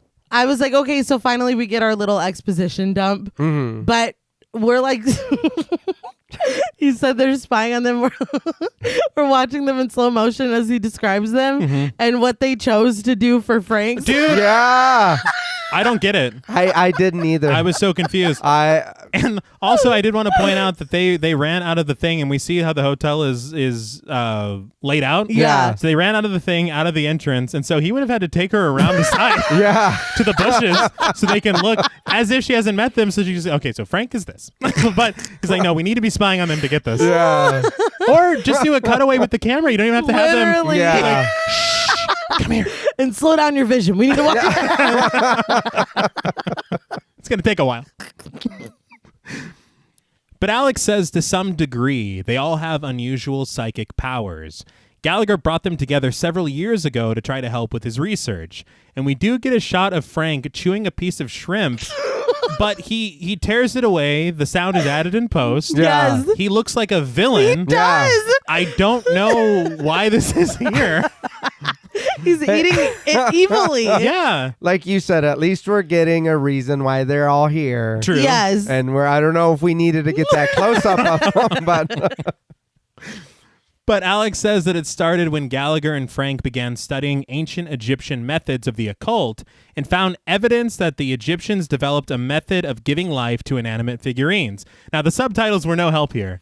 yeah. Because he pronounces the word occult very weirdly. Yeah. And so they literally put mumbles. Yeah. I was like, thanks. Shutter, call me. God damn it. But Alex says that the secrets were passed on to a select few who knew and practiced magic. He explains that Dana, a fortune teller, helped Gallagher locate the last true modern alchemist, a famous puppet master of the 1920s. It was the 30s, but all right. Maybe it fizzled out by the time we met him, and he was famous in the 20s. He's like, I'm not famous anymore. Yeah. I'm living in a hotel. I'm trying to figure my life out. My wife left me. I'm just me in this trunk. Just me in my trunk. But Megan asks about Carissa, and Alex says that Gallagher brought her into the fold because of her skills in psychometry, her ability to reconstruct the emotional history of an object just by touching it. Emotional? Well, I'd say for most people. Yeah. I mean, I feel like emotional is too broad of a word for what Carissa has shown us. Well, Alex is like, I don't want to offend you. Yeah. We're married, but we just met. Megan asks for an example, and Alex says that Carissa can sit in a car and tell you who owns it, or on a bed and tell you its entire history. She can sit in a car and tell you who rode in it. Yeah. I'll tell you that. Oh, come on now. Good God, man. I will say that this little presentation of the friends, it's necessary and I appreciate it. Yeah. To me, though, it just seems oddly placed because we already we know this about them. Yeah. We use this bit of exposition through Megan if we don't know this about them. Yeah, because you're right, because they've kind of already shown everybody's capabilities. Yeah. Maybe show them, maybe this meal is a lunch when they arrive at the hotel. Before, yeah. And Okay. then Carissa's writhing in the bed and whatnot. Yeah. Okay. Yeah. Because, I mean, I just took it as, we already know everybody, but this is like, if you were confused, check it out Yeah. so that I can just kind of give it to you. And like you said, honestly, I appreciated it because I was a little confused already. I was like, okay, so you two like fucking psychic stuff or whatever, and you like a fortune teller, and T's not he didn't hear anything you said after that. Hello, darkness, my old friend. well, I don't know what they're doing.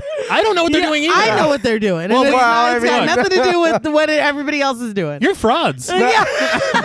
you're just getting paid to travel to lavish hotels and live out all these elaborate fantasies. I don't understand. They're not that elaborate, but I think my thing is I'm still, even though he's explained everything, I still don't know about Frank. All he said was they were studying together. Mean piece of shit. See the way he tears it? Yeah. And the thing for me is, as well, he's a professor of anthropology. Right. So why wasn't he studying ancient Egyptian history with Neil? Yeah. Yeah, that's a good question. I don't get it. Yeah. But Megan asks what Alex does, and he explains that he dreams. Unimpressed, Megan says that everybody dreams, and Alex agrees, but his dreams are of things that come true. Kind of. But inside, Teresa closes the curtains in the parlor, muttering to herself how peculiar everyone is and that they aren't normal people. She goes directly against Dana's only warning and stokes the burning logs in the fireplace. She said, "Let me climb in this fireplace real quick." Oh, it looks a little dirty up there. Let me. But just as she does, she hears something strike a key on the piano. She calls out, asking who's there, and approaches it slowly.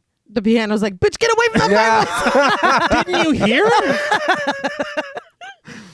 The camera follows her view, and when she comes to the other side of the piano, she doesn't see anyone or anything. She returns to the fireplace, but eerie music mounts as something peers at her from the piano.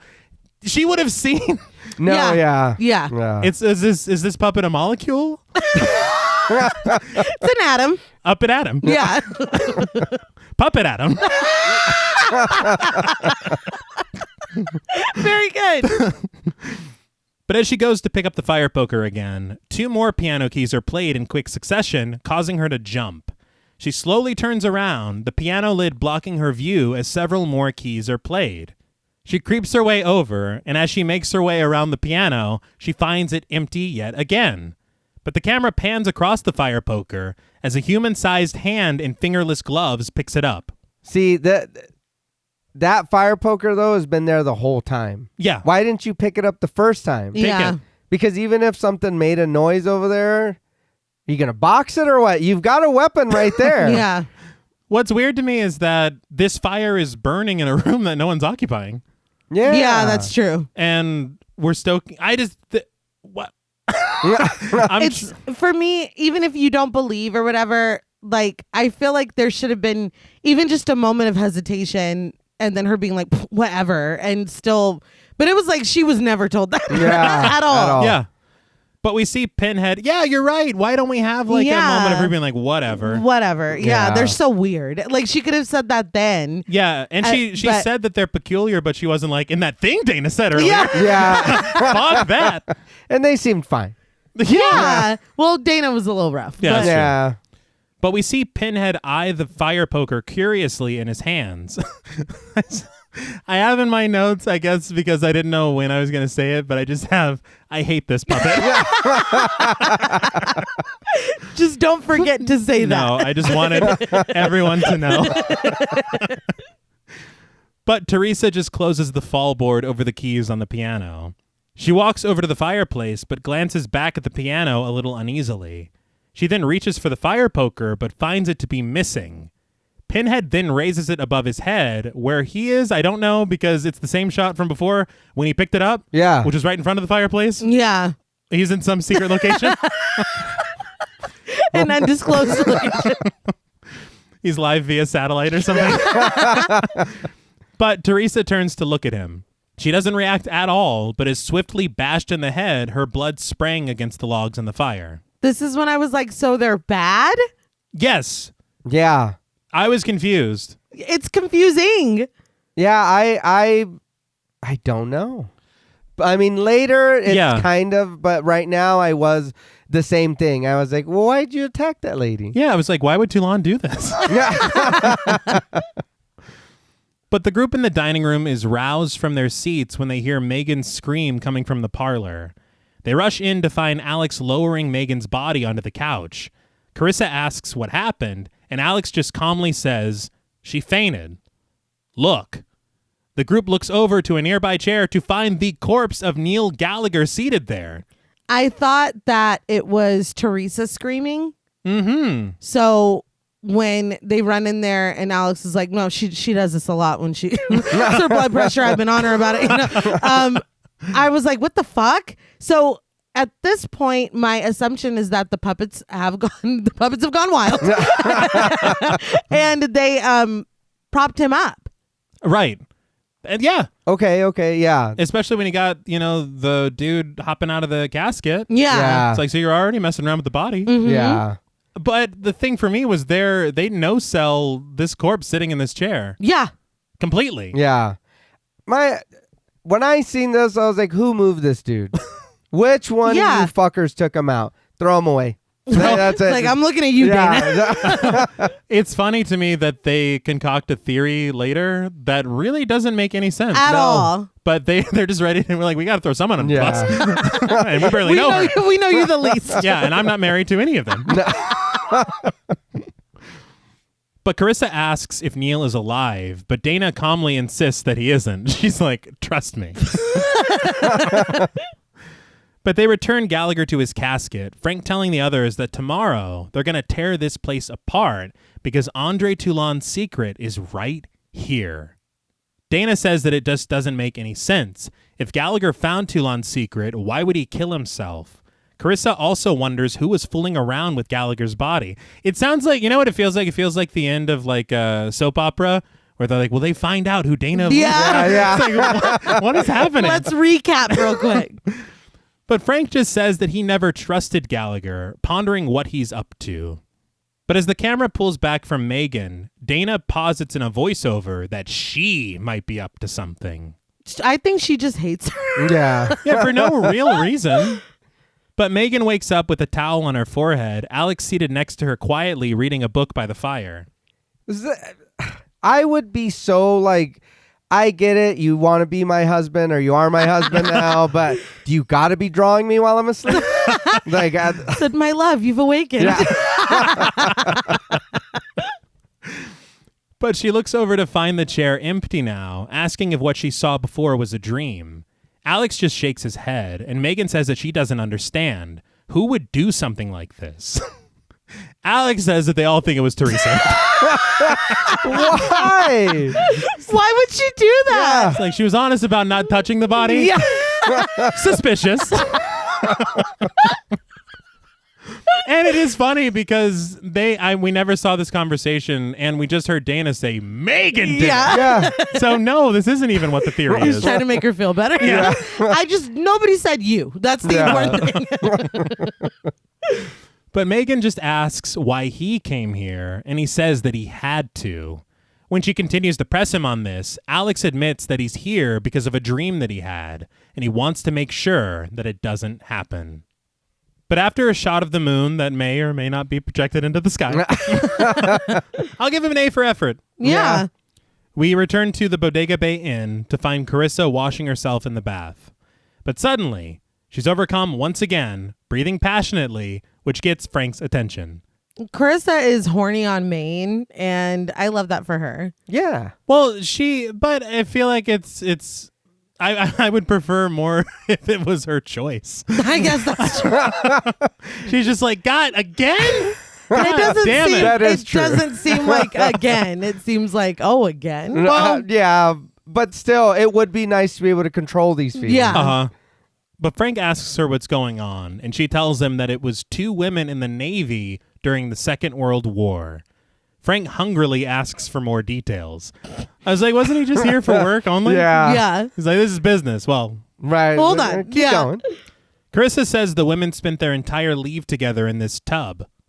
Frank returns to business mode, kind of, telling her that as long as she's going to be fooling around in the tub, see if she can pick up on Neil Gallagher. And that young wife of his, of course. Of course. It was funny to me. First of all, love that for the Navy women. Yes. Yeah. Love that for them. But it was funny that Frank's like, yes, that's very hot. Now get back to her. Yeah. I'm like, dude, get out of here, ponytail. He's like, you're kin to that Sam kid, huh? With the Babadook friend? He's like, let her finish what she's doing. Get out of here. But Frank leaves with a perverted little chuckle, and Carissa sits annoyed in the bathtub. But down on the first floor, Megan stands next to Neil's casket, caressing his lips with her fingers. But behind her, the silhouette of the jester puppet is seen moving behind the curtains of the window. The music rises as Megan is none the wiser, wishing her dearly departed husband sweet dreams. And when she finally turns her head, the jester dips out of sight, and we hear the bells on his hat ring. But Megan does not investigate. Who's that Pokemon? We know who you are, It's dude. Jester. But back in the bath, Carissa calls out to Frank, asking what he's doing as he walks across the room holding a book. He tells her that he's preparing for tonight's experiment, and she asks him to suppose that they found what they're looking for. What would he do with the power? Pouring himself a glass of wine, Frank says it's easy. He'd rule the world. That's concerning. Yeah. That's not good. Carissa changes the subject, asking Frank if he thinks that Megan is pretty. But Frank doesn't answer, and after a moment, she calls out to him through both open doors to the bathroom. When he still doesn't reply, she grabs her towel and steps out of the bath. She walks cautiously to the door frame and gets startled when Frank jumps out of nowhere wearing a stocking over his face. She's pissed, but he tells her that he's just trying to get her into the haunted house mood for tonight's work. He's all over the place. Yeah. I'm so confused. So props now. Yeah, or like, what what's the happening? fuck is going on here? Props.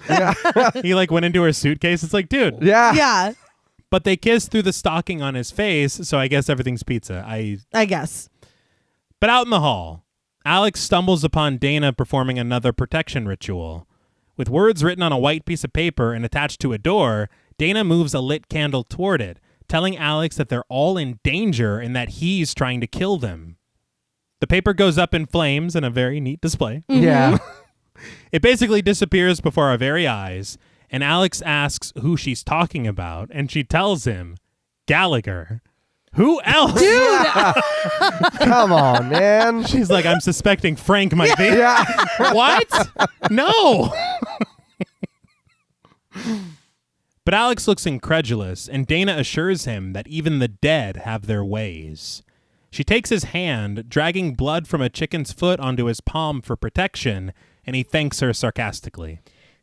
all the supernatural shit that you know for a fact exists. Yeah. Why are you looking at her like this? Why are you acting like this? And you've worked with her for years. Yeah. I don't understand. It was a little confusing and like seeing it, and again for the show, it's like, dude, even if y'all are only like work friends, you know how each other are. Yeah. So, and if y'all both have these special talents, like you said, babe, they know something. Mm-hmm. Well, He knows enough to give a PowerPoint presentation through a window. Yeah. I just don't get it. Just accept it. You know what I mean? Oh, hey, thank you. Thank you for Yes. looking out for me. Okay. I'll keep my eyes open. But back in their room, Carissa and Frank are in bed together. As she applies lotion to her legs, Frank speaks into a tape recorder. He documents. December 8th, 1:46 a.m. Researcher and principal psychometric subject about to embark on sexual experiment number 517A. 517. They're going to get it right one of these days. And A is like, there might be a B. Maybe B, C, and D tonight. But he says that he hopes they'll be able to open a channel to Neil Gallagher. He says the subject will utilize several sexual aids and certain assorted apparatus. He promises there will be descriptions to follow. He shuts off the tape recorder, only to return to it, asking the transcriber to file this under personal documentation and to annotate the location. I was like, is this work or not? Yeah. I'm starting to think this has no scientific merit and that this is just part of the game. Well, when you love what you do. I mean, Part of the game. But he shuts off the recorder again, and Carissa asks if he's ready. He tells her he's ready and willing as she straddles him and rubs his chest. He reaches for her, but she tells him not this time. As she ties his hands to the bedpost, she tells him that he doesn't get to do anything except for what she wants him to do. He's into it. Okay. it's definitely part of the game. None of this has anything to do with what we came here for. But I like to bind. I like to be bound. But yeah, you're right, because she's not like that, as the professor taught us. Yeah. There's never anything. But Alex returns to his room, finding a red candle shaped like a human body and a letter pinned to his door. He sarcastically picks it up, calling it a little life insurance from the White Witch. He then sits down on the couch in his room, lighting the candle very dramatically. He pours himself a drink, and as he does, in a low-angle POV shot, something darts behind his bed. We see the shadow move across the wall, but Alex doesn't catch it in time when he turns around. When the movement happens again, there's a knock on the door, which distracts Alex's attention. He opens the door, stepping into the hall and finding no one there. As he shuts the door, the puppet's on the ground. Yeah. It sneaks around him and takes off running down the hall. Now, he didn't have to go that far out. No. Why he went all the way, like he goes into the hallway. Yeah. And like turns around and does like the NPC thing. He's like, oh, I see nothing here. Yeah. And turns back around. It's like Metal Gear Solid. You Yeah. see his cone of vision. My thing is, again, when you have the knowledge that you have, you don't get to be horror movie dumb. No. Yeah. You're not allowed to do both. No. Or have both. Yeah. And the thing is that you know what Toulon's secret is. Yeah. Right. So Yes. it's not as if you're like, there's some great secret that you're still trying to uncover. Mm-hmm. You know what the fuck you did with these puppets? Yep. Yeah. And so, I don't know. And honestly, why is Blade in your room in the first place? Yeah. And he didn't even do anything. No. No. I don't understand. But in her room, Dana burns her own person-shaped candle, talking to her dog as she performs a tarot reading. She says it's going to be a lot of changes in the next 24 hours, and it's not going to be promising for you-know-who. I don't know who that is. The dog's like, I do not know this. Yeah. Like, what? And I think the thing for me is that there will be a lot of changes in the next 24 hours Yeah. for a lot of people, Yeah. but Yeah. not one person specifically. Maybe the group. I don't know. Like the whole as a She's whole. like, Like for you changes know for who? everybody. Us. Yeah. Me and the people I came with. The dog's like, why are you talking like this? But when she hears moaning coming from the other room, she tells her dog that it's going to be a long, lonely night. The puppet continues running down the hall, but we see Alex in his room trying to sleep, but having to cover his ears with a pillow when Carissa and Frank's moans grow louder. Does everyone share a wall? Yeah.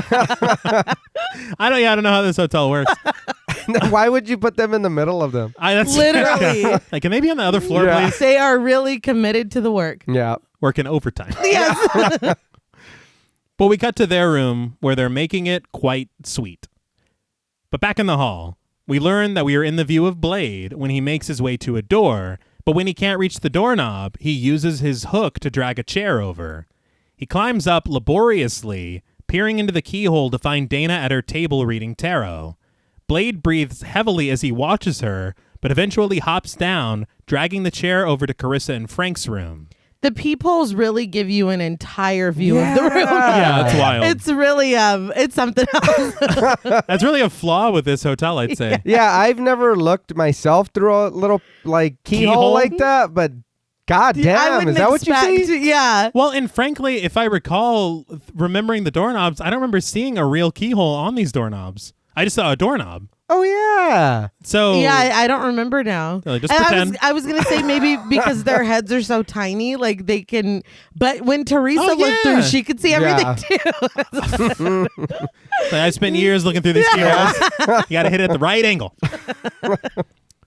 But Blade hops up, tearing off their Do Not Disturb sign and peers through their keyhole. His dead eye sockets spring to life with gray pupils as he peeps on them having sex. So now they're perverts. Yeah. Yeah, well, I mean, she was just on that rocking horse chair, right? That's what was happening in there? She was having a great time. Whatever she was. It was a toy. It was a toy. But he invites another perverted puppet to watch. Yeah. He's like, you got us. What the fuck is happening now? I don't know. Yeah, that's why I was like, what? Am I rooting for you or do I hate you? I'm you're confused. real creepy, dude. Maybe they don't know. What the fuck is happening in there? Come look at this shit, dude. Yeah, What maybe is they're that? just confused. They have been locked up for, I mean, how many years at this point? Yeah. That's true. Oh, Maybe it's they been don't like know what anything means. 60 years. Yeah. Yeah. And I don't think Toulon's like, now this is sex.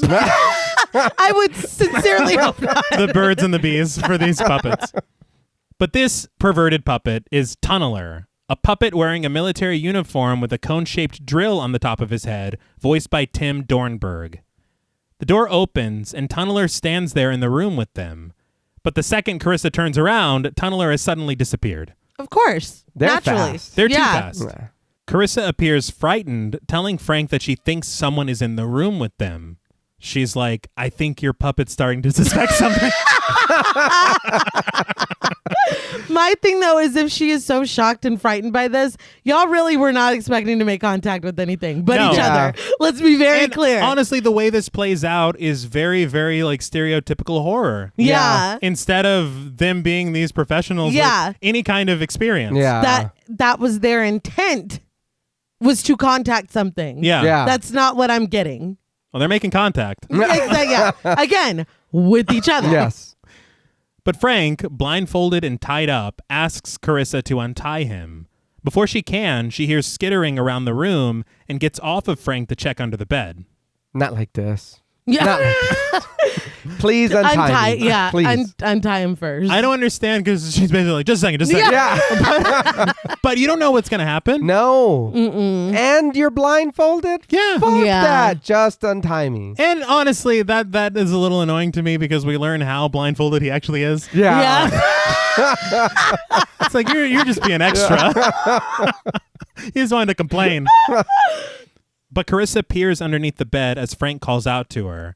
She just tells him to be quiet and returns to look under the bed. As her eyes glance to the left, she sees Tunneler, his drill spinning as he charges for her. We see her feet shake at the impact of the drill, and she reaches a bloody hand up to the bed, leaving a red stain as it goes lifeless and she falls back to the floor. Frank calls out to Carissa, but instead, another puppet answers the call. This is Leech Woman, a puppet with long black hair and a pink dress voiced by Linda Cook. Frank's nerves are calmed when the Leech Woman begins kissing his chest because, yes, he believes these tiny puppet hands and his puppet mouth Yes. is Carissa. Yes. Come on, dude. I was dying laughing. I had to pause it because I was laughing so hard because when he's like, whoa, what's going on? What's going on? Before he is duped by this tiny puppet mouth and puppet hands, he goes, Carissa, you know I have no sense of humor. That fucking killed me. You know this. So stop playing games. That is hilarious. But that isn't because even earlier he was like, and his young wife. yeah. Yeah. You do. It's just a bad sense of humor, but you do have one. Yeah, I hope, like, as small as these puppets are, Yes. this puppet's like you said, kissing on his chest and all that. Yeah. There's no way. Even if the Leech Woman didn't have her hands on him, you're telling me that tiny ass mouth is the size of your wife's mouth? That's what. I think here's what. Or the feel, the Yeah. texture. Yeah. That's not scary. Yeah. It's like her splintery wooden lips. That's Carissa. I love that about her. But my thing again with this whole thing is that when we're talking about the tone of the film, they've been taking things very seriously. Yeah. So this is more in line with what I thought this film was going to be. Yeah. But then stuff like this really doesn't happen very often. Right. I'm just so confused at what they were going for as far as that. Yeah, seeing this, I will say that as well. Seeing this, being older and then like for the show, I did notice that as well. I was like, man, this really is a horror movie. You're not being silly with this. You're not trying to be that silly with certain things. Yeah. but you do have these silly little moments in here. So it does shine a new light on this for me. So I am very excited to continue to kind of watch these. Yeah, for sure. And I do want to understand a lot of this story. Oh, yeah. Yeah. But suddenly, Leech Woman lives up to her name, regurgitating a wriggling leech out of her mouth right onto Frank's torso.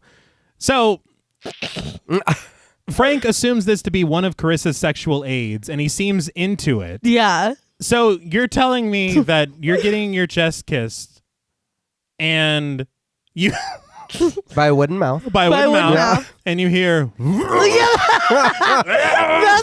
and you're like, oh, Carissa. That's what killed me is she's audibly like, Yeah, that's the wrong gag, man. You know? Good God, man. And he's like, ooh. It's like, dude, that it sounds really bad. It does. And it looks disgusting. It does. Yeah. It's so gross. Wouldn't you be like, are you all right? Yeah. Are you okay, honey? But no, he's like, yeah. I do really like the way she looks, though. Yes. Like the I do too. design of her, very creepy. And even the leech coming out. Yeah. Like you can tell how it's done or whatever, but it looks just so gross and so good. I think they said that the mouth was foam latex. Right. And so they do kind of a cutaway thing. Yeah. Where they replace the shot and you don't see exactly what's happening. Yeah. But it's very well done. Oh, yeah. And it's probably one of the more memorable kills. Yeah. It's pretty iconic, I would say. But after the leech begins to suck his blood, he cries out in pain, begging Carissa to stop. Frank is finally able to push his blindfold off with very little effort or difficulty.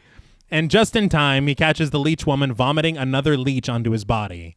His eyes grow wide, and he shouts wildly in fear.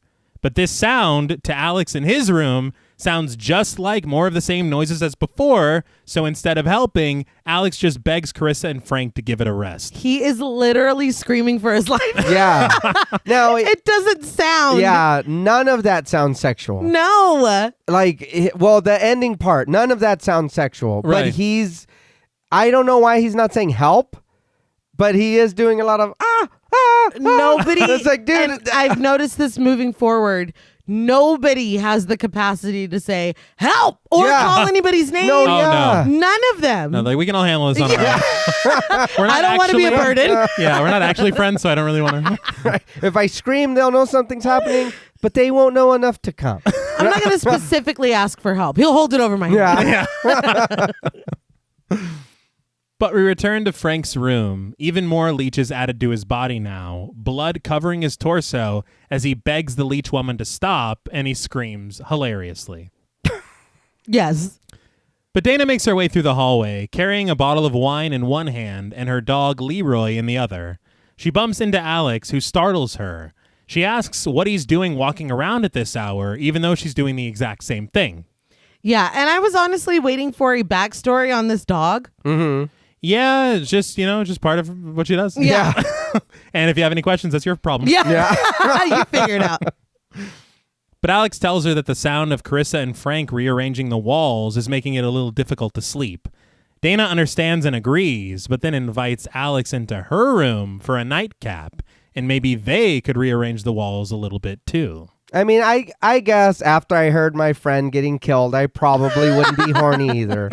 Probably. He's like, Dana, Probably. Yeah, probably. I'm a married man now. Yeah. Oh, yeah, he is. That That's ship right. has sailed. Okay, so no, yeah, right? My wife's in the other room. Yeah, it's like, how dare you? I don't know which room, but she's in one.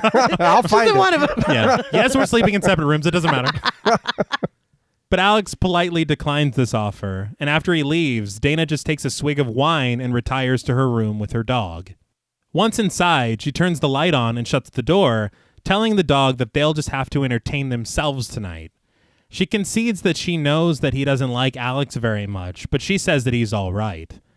The camera pulls back to reveal seated in her chair is Neil Gallagher, his eyes wide open. Dana finally notices too, and she's like, oh, it's you. Yeah. What are you talking about? Why are they so calm? Yeah, I don't know. I don't know. It's a big deal, like, even if you have these psychic abilities. Yeah. It's not like this is a vision. Somebody is moving this body. Yeah. But she just says that Gallagher can fool the others, but he doesn't fool her. And he's not fooling anyone. You should know more than anyone he's dead. Yeah. You put that through his heart. Yeah. But she shakes a couple of shakers around him rhythmically, waving her hands over him and blowing smoke into his face. She moves her hand over his eyes, and he closes them. She says that she's put the dead to rest and tells her dog that Gallagher won't be bothering them anymore. I'd probably punch the corpse just to be Just sure. for good measure. Yeah, just to check. I would probably be like, Alex! Yes. Because he's right outside in the hall. Yeah? Yeah. I'd probably call for backup or be like, you see this motherfucker, right? Like, this is real, right? This isn't just me. Yeah. He's probably going to think you're trying to invite him back in. He's like, I already told you my wife needs me. Needs me. Don't disrespect my wife. But I mean, so what is the plan then? She's like, all right, well, he's dead. All right. Yeah. Like, really? We'll just leave him here. Just go to sleep. Here's as good a place as any.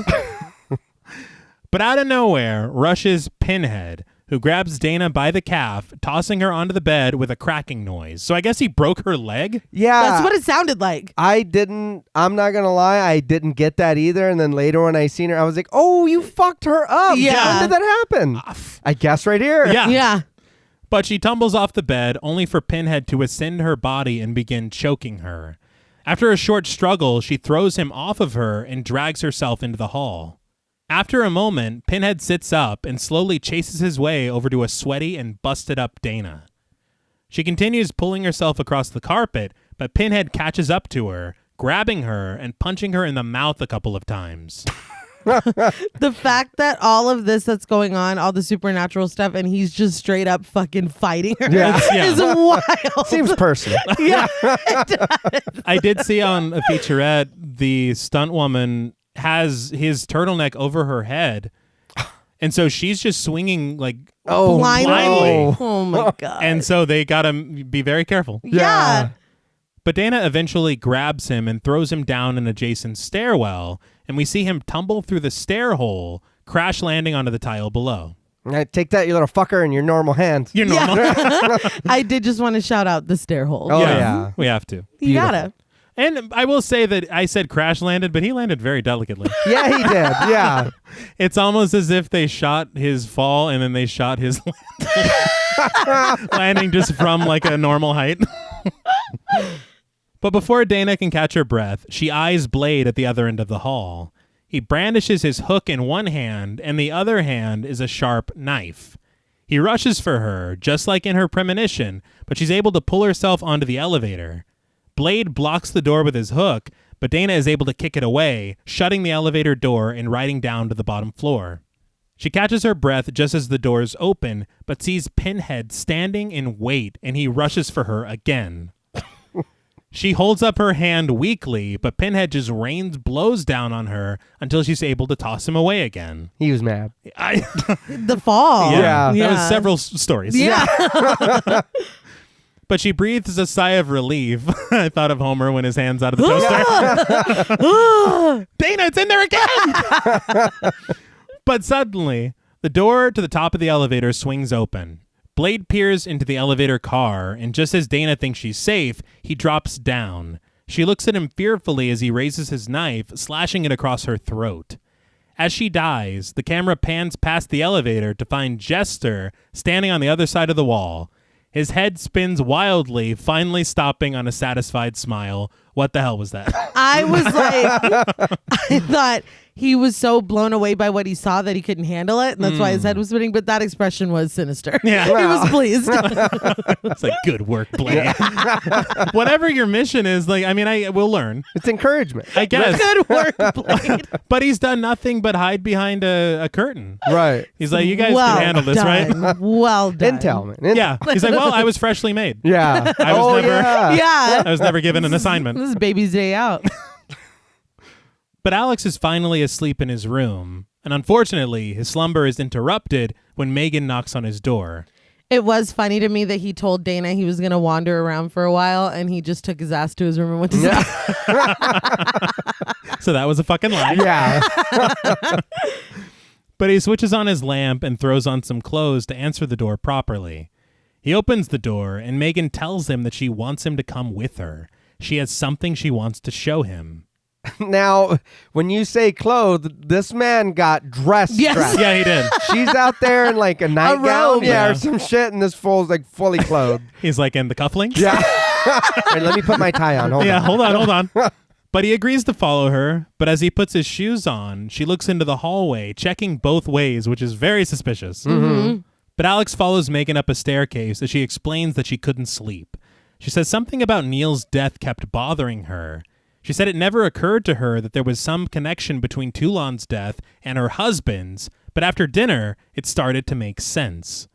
It's literally the same method of murder. Yeah. Yeah. I don't fully understand anything that she's saying, really. Yeah. Because she said that she knows nothing about his work, and she's like, yes, Andre Toulon, yes. Yes. You're right. So, I mean, I have a theory, Okay. but other than that, it's just a theory. Okay. But they make their way to a floor that is still undergoing renovations, Megan telling Alex that Neil used to spend hours up here. Megan shines the way forward with a flashlight, saying that Neil wouldn't let her come up here, but she came up here earlier and found something. Ignoring the fact that this is her hotel. That's all I was, yeah.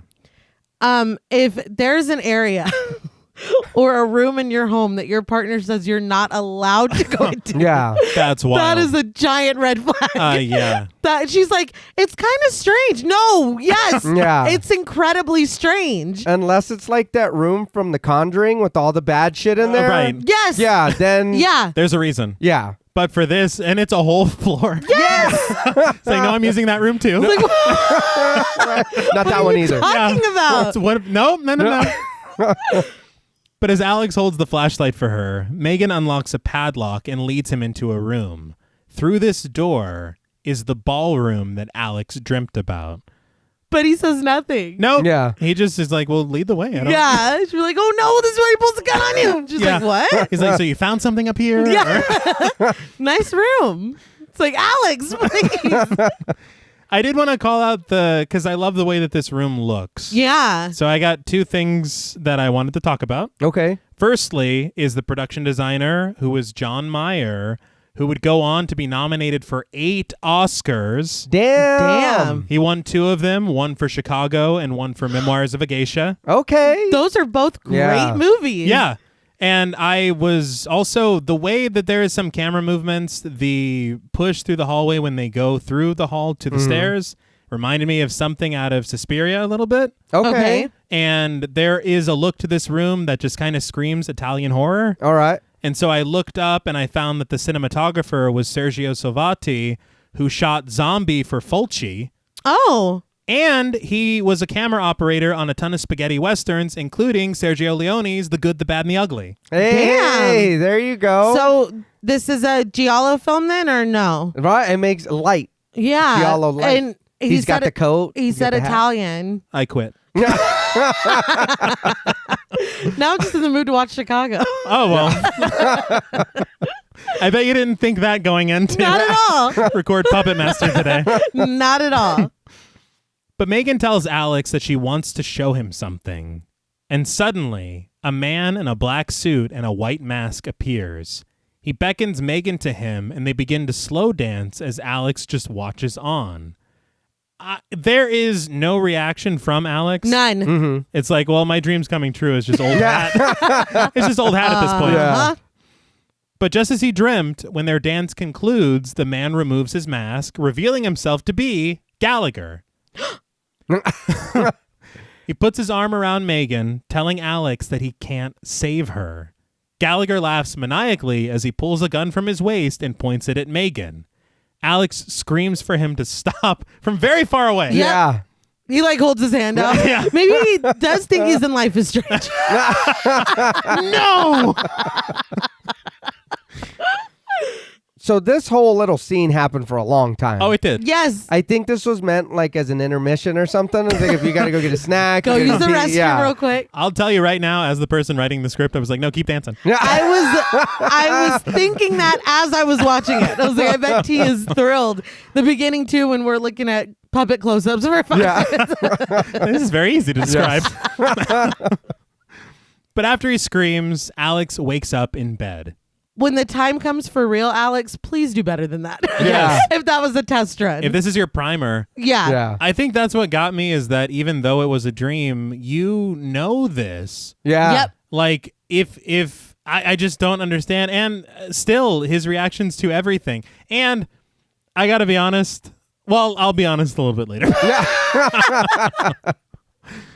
Alex breathes heavily, switching on his lamp. But when he removes his sheet, he sees the bloody, severed heads of Dana, Frank, and Carissa staring at him from the foot of his bed.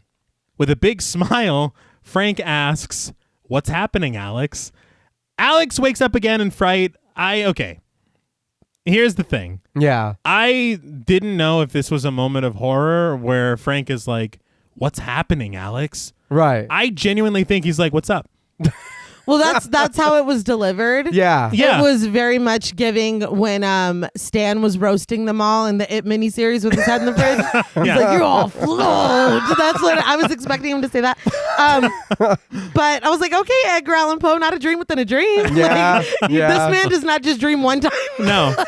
he double dips. I was going to say, we've already had this dream before, but then not the one where my friends' heads are in the bed. Yeah. No. Yeah. So. And that was a really good, it kind of, nothing else in the movie felt like that moment. No. Right. And so I really wish it would have been played up a little more for how like scary and horrific that could have been, because he was just like, "Hey man, like, We're dead. yeah, Yeah.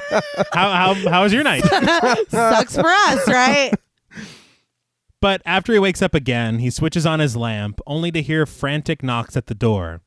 It's Megan calling for him to wake up. She then looks down Lynn's as if to ask the director if she's doing this right. But just like in his dream, he opens up the door and Megan asks him to come with her. She says that she has something to show him. Again, say something. You've had this vision of the room that you're going to multiple times. Mm-hmm. You literally just saw all of this that's happening right now. Oh, yeah. He's like, "No, let me put on my 3-piece suit again." Yeah. I mean, at least be like, I can't stress this enough. When we get there, do not dance with with anyone. That's all I'm asking, no matter what you see. Yeah. It's just weird that he's not saying anything. It's like he's not. Why do you have this gift if you're not going to use it to help? Right. I almost thought, is this the same fucking shot? Or is this is it? There are a lot of reused shots. Okay. Because Yeah. I was like, so you, like you said, you're not reacting to this. Are you going to wait for the right opportune time to be like, you It's can like, fool me? Wait a minute. Yeah. But no. Yeah. And I will say, I did read on Turner Classic Movies website. Okay. They were talking, I think it was a biography for Charles Band, and in it, they had a critic's response to the majority of these full moon films. Okay. And one thing that they all have in common, apparently, is the desperate attempt to meet feature-length runtime. You feel it. Oh, yeah. You feel it for sure. And so these moments. I think, Okay, was it okay. Friday the 13th part 2 where we were talking about the running scenes being really long and Yeah. joking about Yeah. this one? You feel it in several places. Right. It's like, what about 5 dream No, yeah. sequences? But like the same dream. Yeah. Oh, we have to shoot anything new. Right. Just add something in between. Yeah, It it's changes fine. it. They're Changes like, fine. those dumbasses. They'll never know. And we're like, is that the same fucking scene? No. But it is very funny that he doesn't do any warning. He's just like, I guess I'll just grab my shoes again. Yep. Yeah. And he watches he watches this time as Megan checks to see if the coast is clear in the hall. Mm-hmm. Why do we need to check? Yeah. Yeah. But she leads him upstairs, and everything plays out as it did before, with Megan walking him through the disheveled hallway of the upper floor. Only this time, Alex finishes Megan's sentences for her. Then here, that's when you're like, nope. Yeah. Turn around and be like, I there's know where this goes. There's nothing good behind that door. Yeah. No, and it gives her pause that he answers her sentences for her, but he reminds her that he's a magician, and she just laughs it off, and that's where it ends. Yeah. He's not like, now there may be something. Yeah. You might die when we go in there. Yeah, aside from this being very cool. Yeah. And I try to reach out and stop the time and rewind it. It But- does not but no. work, Megan. It doesn't work. I'm out for some reason. I've hit L2 too much. But she unlocks the door at the end of the hall once again. But when they switch on the light, she leads him into what appears to be a regular room in the hotel. Megan walks over to a desk past plastic sheets and remnants of the hotel's past. There, she shows Alex what she found earlier, Andre Toulon's diary. She opens it and reads a passage. Today, I gave them life, using the ancient Egyptian rites of the afterlife. I love them all like my other children. Like all my other puppets, they mirror the soul of their master. With me, they are harmless, but I fear what they are capable of if placed in the wrong hands. Okay, so see, we get a little bit there. So that's everything. Yeah. But here's my issue. Okay. I fear what they're capable of if they're placed in the wrong hands. So I'm going to give Blade a knife hand. Give one hand a hook. And fucking drill bit Taylor over here. I'm going to make sure that drill's operational. Well, but see, they're used for other things, for help with building. That's what the knife's for. He butters his toast. Yeah, the tunneler is for cutting holes in wood. But what is for making Swiss cheese? But what is existence to these puppets if it's like, you can just use a knife, dude. You don't have to fucking give me life to goddamn butter your bread. But it gives him purpose. He needs that. Purpose? I have free will and desires. You gave me life. I don't know, man. I don't know. That toast is looking pretty dry. It's just like, God damn it. Why do I live? There's nothing for me here. I didn't think about the design flaws. I'm gonna make one of them that likes to punch a lot. It's like, wait, what? Why? Why did you make the leech lady? You're a dude. Oh yeah. He's like, but I'm a good man. Well, these are medicinal leeches when she's with me. Yeah, I swear, I really hope nobody takes advantage of these.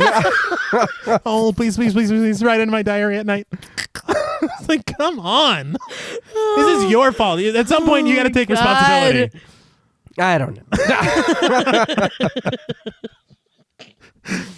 But suddenly, Alex gasps deeply, and he's taken into a vision, walking through the ballroom and past a marble pillar to find Gallagher in black and white seated in a chair. Now, this has never been his psychic ability. Right. No. It's dreams. They just happen. Maybe he's still tired. I don't know. Maybe he's still asleep. We've watched him wake up like 12 times. He's like, honey, I'm dozing off. I know this is a dream. Like, yeah, let's get this over with. But Dana's dog rests on Gallagher's lap, and he holds a Luger pistol in his other hand. Gallagher tells Alex hello, placing the gun into his mouth before rethinking it and pointing the gun at Alex, bidding him goodbye and pulling the trigger. That was rude. Well, yeah, it's not a nice thing to do. Not at all. Alex snaps out of this vision, and Megan checks on him, but he immediately leads her out of the room and back into the stairwell as the music grows frantic. I probably would have said something there in the room, because if not, it just looks like I have a stomach ache. So he's like, we gotta go now. Dinner sucks. What did Teresa put in? But come with me though. Yeah. I'm gonna need your support. Yeah. But they make it to the first floor, and Alex stops at the bottom of the stairs, receiving a vision of Dana, Carissa, and Frank at dinner earlier in the evening. Megan asks him what's wrong, and he tells her that they're all in the dining room, taking her by the hand and rushing over. Once they reach the dining room, they follow a trail of candles to find their 3 corpses seated at the dining room table in a macabre tableau. The candles were petty as hell. Yeah. They had to light all of those. Did the puppets do that, or? I don't know. I do not know. Maybe Alex did. He's like, look, honey, our friends are here. It's a surprise engagement or something. My thing, though, is these are his friends. Mm-hmm. Yeah. He does not seem to care. No. That's what I'm saying. If they were work colleagues, that would probably be like, oh, we worked together on a project, whatever. Neil found us and then brought us together. Now, we're old friends. But then he brought us together. Even if they are only work colleagues, I would still react bigger than, well, no, I mean, he's like, damn, dude. No, that's true. Shit. Man, that sucks for them. Yeah. That's wild. Right, honey? Yeah. It's like maybe this will bring us closer together to have witnessed this horror. But we see Frank's body drained of blood and covered in leeches, Dana's throat cut with her hand clutching a bottle of wine, and Carissa's mouth mutilated as she leans back lifeless in her chair. Megan says that they have to get out of here, but as she pulls Alex away, a very much alive Neil Gallagher asks, "You're not leaving on my account, are you?" Neil smiles at them as all the puppets join the fray, peering in at the proceedings. Gallagher walks over to them, Megan confusedly telling him that he's dead. Gallagher admits that he is dead. He says he put a gun into his mouth and blew away his vast knowledge, and here he is, dead. It's like, you have to brag about your intelligence. Right? He's like, I'm brilliant. But I'm still here. Just let the record show. But he then asks Alex to explain the metaphysics of it all, as Megan doesn't understand. Alex stands silent, and after sarcastically taunting Alex a bit, Gallagher takes it upon himself to explain. Metaphysically speaking, he did kill himself, but using the techniques of the old puppet master, he brought himself back to life. It's not explained how. No. No. I understand the words are very simple, but how? Yeah. How did you say that? Yeah, no shit. I'll just take your word for it. But Megan asks why, and Gallagher just tells her that that's an easy answer. He wants to live forever. He says that all life eventually ends in death, but for him, there is no end now. Alex reminds him, no natural end. I was like, all right. Okay. He's like, that's what I just fucking said. I don't think he gives a shit. Yes. Gallagher's cocky smile sours into a frown for a moment, but it returns as he tells Alex not to entertain any thought of killing him. As he begins to caress and grope Dana's corpse, Gallagher tells Alex that he's much stronger now than he was ever before when he was alive. You're still trash, dude? Yeah. Literally. I was like, what the fuck was that for? Yeah. He's like, oh, that doesn't go away. Yeah, clearly. But it was funny to me that the puppets are all watching and like kind of nodding along. Like, oh, this is what happened. Yeah. We were here for this part. Yeah. But Alex asks why he killed the others, and Gallagher says that he did it because they're all joined by their thoughts. And sooner or later, one of them would have learned that he discovered Toulon's secrets, so he had to bring them here. He looks down, he looks at the table, and Jester looks up at him like, Father. Yeah. It's like, what? He's like, are we doing good here, right? No? Yes, I don't know. I love Jester. But Gallagher admits that he's tired of experimenting with silly little wooden puppets. He tosses Jester aside, which draws the ire of all the other puppets in the room. That right there. Yeah, what you're not going to do is throw my boy like that. Yeah. Like, That was a that's fucking not mistake. Yeah. You see the whole vibe shift. Oh, Yes. Blade's eyes widen, and Tunneler's drill begins to whir. Jester's head spins, but it doesn't come back together again. Gallagher shares that he actually wasn't even the first human experiment. The first experiment was Megan's parents. He says he followed the old puppet master's trail to this hotel, and he boasts that he was always good with women, and that Megan was so young and so easy to win over. He reaches his hand out to her face, and when she jerks away, Gallagher just smiles, saying that Megan's parents were a different story. Damn, dude. Yeah. So he killed her parents, but he's saying that they were the first experiment. Right. Yeah, we never see them as It his didn't work. puppet. Oh, he's like, It oh didn't shit. I Oh. just killed them. Yeah. Well, that was the failed experiment. It's like 517B. Yeah. But the puppets continue their silent fury, and even Dana's dog barks for some reason, but we don't see its mouth move or anything. Yeah. Yeah. That was just added in post as a joke, As a joke. I think, for the cast and It crew. got left in there. Yeah. So this is a blooper, right? No, we'll leave it in. But Gallagher says that killing Megan's parents was a small price to pay to live forever.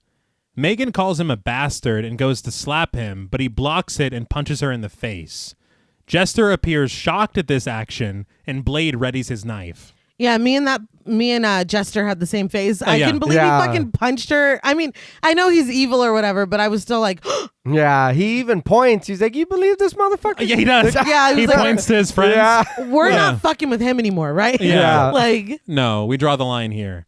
I will say, though, Alex's visions are fucking bullshit. yeah. Yeah. Like, I haven't seen one person dance. No. It was more of a symbolism. Was you know, it? like the dance was their marriage, and then Is that right? I don't know, man. I'm trying. It's interpretive dance. Yeah. What about the heads in the bed? They're like, hey, buddy. Yeah. Why'd you do it like Kramer? I don't know. Just made sense to me. They're the guests, man. Yeah. It's like, giddy up. But when Alex goes to charge Gallagher, he gets knocked down with one swift backhand. That was embarrassing. Yeah. Gallagher then continues this assault, and Jester is very emotive in response. Gallagher asks the puppet what the hell he's looking at, so Jester, this is when he responds, very flabbergasted in the face, and he points to Gallagher. Yeah. And he locks eyes with his puppet pals like, I cannot fucking believe this. Kenny, this is unbelievable. Did you hear what the fuck he just said to me? But in this distraction, Megan smashes a vase over Gallagher's head and rescues Alex from the attack. Finally, because Alex was putting up no fight. No. Yeah. She rushes him away and out into the lobby, but when they try to leave, they find that the front door is locked. But when they rush for another door, Teresa, now a living puppet, jumps out with the fire poker in her hand, repeating her warning from earlier. Don't touch the body. And I guess when you turn into a puppet, it fucks your hair up for some reason. They had to give her some flair. Yeah. But Gallagher returns and goes back and forth with Alex as they take turns kicking each other's asses. The fight heads over to the elevator where Alex tosses Gallagher inside and Pinhead closes the door. I said not Pinhead with the assist. Gallagher is surprised by this behavior and scolds Pinhead, calling him a fucking little cretin, and threatens him. Wow. So, yeah, I think Sydney had probably just watched this, and that's why she had Cretin on the brain. All right. She's like, this phone call's just like when Pinhead Yeah. calls them. I know exactly how Gallagher felt now. But Gallagher tosses Pinhead aside, but after he stands and bangs on the elevator gate, Pinhead takes him to the ground. As he descends upon him, Gallagher overpowers him. He reminds him that he's the master and Pinhead is the puppet. He plucks his little head off and tosses his body away. I was like, thank you. This is the first good thing you've done all film. I don't like his human hands, but you ain't gonna do my little homie like that. That's foul as fuck, man. I think that's what all his puppet friends said. yeah. Yeah. They're like, oh no. Like, not, well, we He's like not him the our- least. yeah, he's not our favorite, but he's one of us. You can't do that. But returning to the gates momentarily, Gallagher doesn't notice Tunneler's drill whirring behind him. He sinks the drill right into Gallagher's leg, taking him to the ground. Gallagher is able to pull him out and toss him away, and he asks, why? It's like, dude, what do you mean? You threw Jester. You slapped a lady. You've been saying, Yeah. yeah, we're not You've doing crossed this. every line Yeah. at this point. But Pinhead puts his head back on, unfortunately, and Gallagher reaches his feet to escape out of the roof of the elevator car.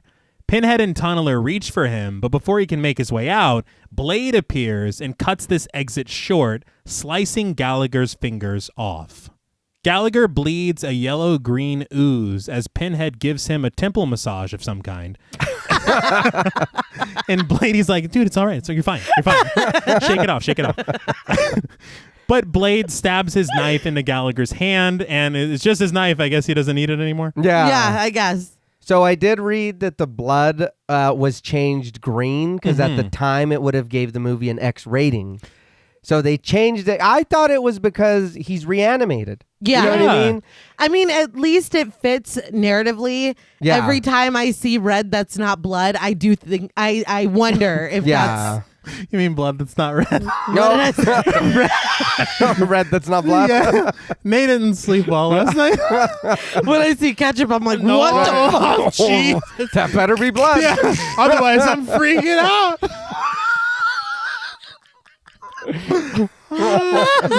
When I see blood that's not red, I do wonder if it would, because that's a shut up. No, I'm sorry. I'm just A tactic laughing. they use a lot. I'm laughing thinking of you eating fries and you're like, oh, it's to avoid the X rating.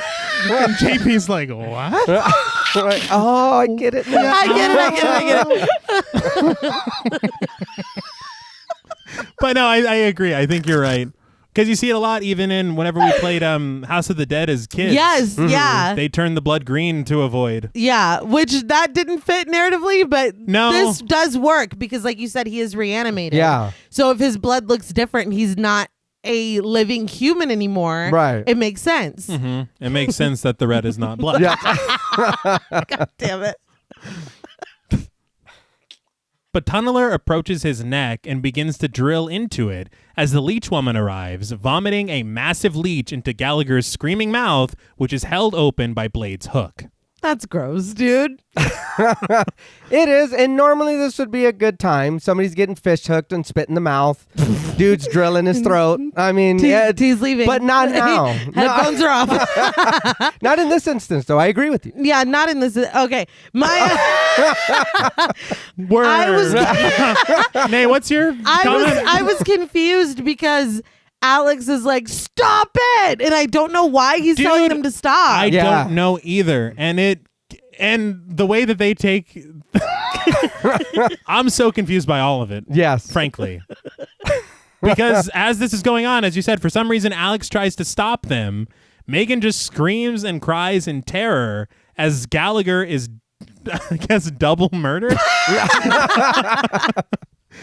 Those puppets showed him who was the master, right, guys? Yeah. Oh, yeah. Yeah, it's a subversion All of the right, film. yeah. Yeah. The title. But Alex backs away from the elevator doors to console Megan as we fade to black. And I don't know why Megan's so upset. Yeah. No. Not. He killed your parents, dude. Yeah. And she's like, oh, my husband. It's like, dude, you didn't even love him. Yeah. You said you liked him and Yeah. he loved you. Look at me. I'm your husband now. Yeah, I know. I've been coming at you pretty hard. Yeah. All night. All 24 hours of us knowing each other. Literally. But we cut to the waves crashing against the rocks outside of the hotel the next morning, where inside, the camera peers down the staircase and into the lobby. A taxi honks its horn outside as Alex stands with Megan, both of them dressed in different clothing, cleaned up, and in very good spirits. Yeah, Yeah. they're fine. So this is the next day, right? I guess they were like, well, let's sleep on it. Which side of the bed do you want? But where's all the bodies? Where's this? Yeah, you're right. We just vow to never talk about this again, or what? And what? it is funny because, you know, in my mind, the way that the whole Alex and Megan thing has kind of been like leading up, I thought that they were going to leave together or that he lives at the, you know, whatever. But it's really just a, well, see ya. Like, it's really weird. It's like, I have class tomorrow. Yeah.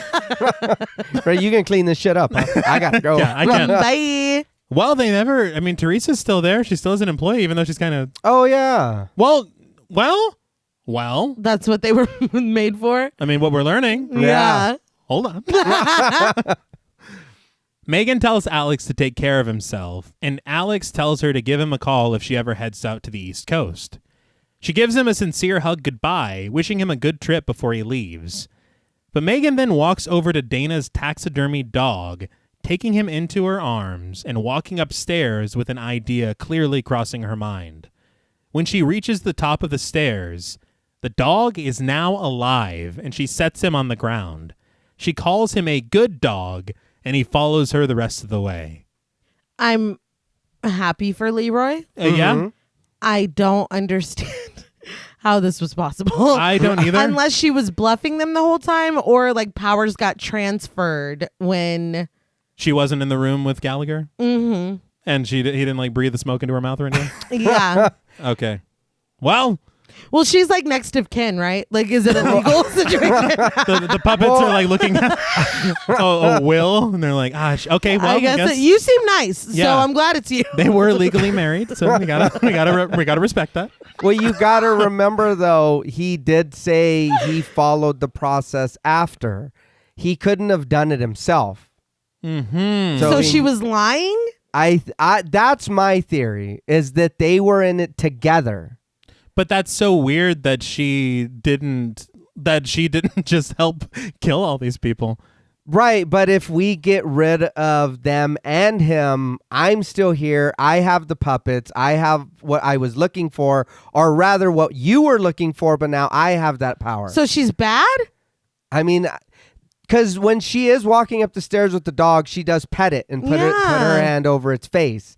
Then in the next scene, the dog is... No, I get... That's why I'm confused. I think that that's what my theory. I think that makes that more... she was working with Neil. And of course, she probably didn't want him to die. But you know what? If he's out of the way and fucking Alex is in love with me, he's not going to come question me. No. I can do whatever the hell I want now.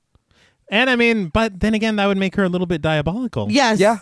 But I'm utterly confused. I am happy that Leroy is Wait a minute. alive. But hold on, though, because then that changes everything. Because if she brought him back to life, then she's the puppet master. He's her puppet. Then she's controlling everything that he does. And then the puppets are evil because she's evil, but she's nice. Or is she? But she was like, get that fucking dog out of here. then we know. That would be clear. Unless she brought him back for him to bring the puppets back, and then she's like, "Oh, he's gonna fuck this up no matter what." But it gets very muddy. Yeah, That's a we lot are having to infer entirely too much. We're throwing too much sand on the. Yes. I do like the theory. It just, but it makes her the puppet master, and so I'm trying to figure it out. Yeah. Well, maybe in the sequels, is she in any of the sequels? That I don't remember. It's been like I said. It's been since I'll be honest with you. I haven't watched a puppet master movie after the age of 21. Okay. So I will be 39 in September. Yeah. So a long time. Fair enough. We'll learn. Yeah. Oh yeah. We'll do it together. Shit. Yeah, we will. We will. But we fade to black, and the credits roll. So, what did you guys think of Puppet Master? So, the movie's got a lot of holes. There's a lot.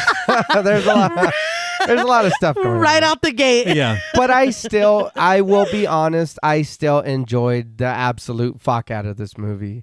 It's watching it through adult eyes. I was like, holy shit. What's going on here? But it is a fun time. I honestly, just like you said, T, really, I thought too, I was like, oh, this is going to end up getting silly, but it never did. And I was like, okay. Except for that one scene. Well, the one, yeah. I don't get it. But I feel like this is a really good movie. And I would even go as far as to say, if you've never seen it, at least give it a try. And then, you know what I mean, form if you want to continue watching these movies or not. I would agree with that. I think that definitely give it a shot. Yes. Because even like I said, I have no nostalgia. I have nothing for this. I still had fun. Yeah. I was very confused, but I still had fun. There's a lot of kind of gems here. And like I said at the beginning, I can see that the foundation is being laid for possibly some really good storytelling. Mm-hmm. But in this, I was confused a lot of the time, and even having unpacked it, I'm still a little confused. A little bit. How did she bring the dog back? You know, well, great question. She's the puppet master. Clearly, I feel like we were left to our own devices a lot to fill in some gaps. Like you said right at the top, there are plot holes. There's no denying that. But I do think that this was a lot of fun, and a lot of craft went into those puppets. Oh, yeah. The way that they look and the way that they're operated. I mean, it's pretty fucking cool. But yeah, it's a mixed bag for me because it left me still scratching my head. There's a lot of head scratching. Yeah. I think for me, I just, there are films that don't hold your hand because they trust you to understand. Yeah. Right. And there's films that don't hold your hand because they don't know what the fuck they're doing. Yeah, well. Because they don't know where they're going They either. don't understand. They're like, hold my hand, please. And I feel like this is one of them. There are technical aspects that I do appreciate. Yeah. I think just for me, there's just it's such a weird thing because there is a thread that ties it together as far as Gallagher's desire to find out Toulon's secret and use it for himself. But I don't understand how having these little tiny puppets work for you in a hotel is going to somehow lead to world domination. Well, because if it's in the eye or in the heart or whatever of who controls it, if somebody bad controls it, they could use it to hurt people or dominate or whatever the goal is. So like that aspect I get. But then look, if you have all this power, you have all these all these puppets at your disposal. Why are we pretending to be dead at all? Why not just bring them here and fucking kill them? It just, none of it makes any sense. If they're the only people that can see into your mind and your heart or whatever, You're right. Bring them here. But not completely, because he was able to block out that he died. Why? But see, that's why it leads me to believe that Megan was in on it, because they came and he had to have someone help him. There had to be a process to bring him back to life. There had to be. Yeah. But okay, so then the other thing is that how did they know about Toulon's secret if he's keeping it hidden in a wall and these they were Nazis? If they came to kill him or whatever, they felt it. Dude, they were dreaming about it. Toulon? I don't fucking know, dude. I don't know. I just don't. There was no. There's so many. I think, and that's where it falls down for me, because look, as cool as Blade looks, and Blade looks cool. He does look cool. There's also, for as much Blade there is in this film, there is just as much Pinhead. All right. Well, and so if not more. Let's be clear. We probably see Pinhead more than anybody else. In total, it's 6 minutes of time for the puppets. That's fucking crazy. Yeah, that's wild. That's wild. That's nuts. And again, I think that's the other thing, is that if you look at the box, you're like, oh, it's going to be all puppets all the time. Yeah. No. And the later ones. Yeah, it's mostly them just mourning their friend or whatever. Yeah. Shocked. Yeah. But then it's also very strange to me, because they were helping him find this. Yeah. But then the second he's dead, Frank's like, no, we're going to get the fucking secret. What are you going to do with it? Yeah, I don't. He said, take over the world. Was that not a joke? I didn't really feel like one. He doesn't have a sense of humor. No, that's right. That definitely wasn't a joke. I don't know, man. I think that if they had picked a speed and stayed with it, I would have understood it more. Okay. Yeah. Like, they're like, if this is just straight up campy B-horror, that's what we're going to be. Okay. But they took themselves very seriously. Yeah, for most of it, Up until the leech woman. Yeah, well, sometimes we got to get up and go to work. And what's it called? I guess whenever he's looking through the peephole and it's like, like, hey, get over here. Yeah, like cartoon eyes and shit. Yeah. Like a wolf. But I don't know. Man. This one's very difficult for me. It really is. But I guess that can lead us into ratings. All right. I think I had more fun talking about it. Okay. Because watching it, there was a lot of confusion, a lot of character motivations, a lot of character changes. I don't understand the character of Dana at all. No. Because she's a fraud, but her visions are specific and accurate. Yeah. Whatever Frank and Chris are doing with their free time. Yeah. I think we need to. Well, they're all gone. We don't got to worry about them. No That's true. Yeah. So let's just talk about Alex. Yes. Who doesn't listen to his Who doesn't listen? Who doesn't listen to his dreams? Who's wasting his gift? His one power. And then Megan, who we don't really know what happened. Yeah. No. Just a lot of speculation. She got a dog, though. That's cool. She did. Yeah. She did. Who will do her bidding, I guess, because she's the puppet master. And then Gallagher, who seems to think that 4 tiny puppets, one very poorly designed, Don't forget. will somehow lead to him being king of the world. Well, if it's a big enough puppet and you bring it to life. I guess, but all he has is Teresa. Okay. Does the Statue of Liberty count? Can we go turn that into like a walking? See, and it was never, because I was going to say, well, it had to be living first. No, it didn't. Yeah, it didn't. No, it didn't. The dog and the puppets don't have anything in common. Nope. No.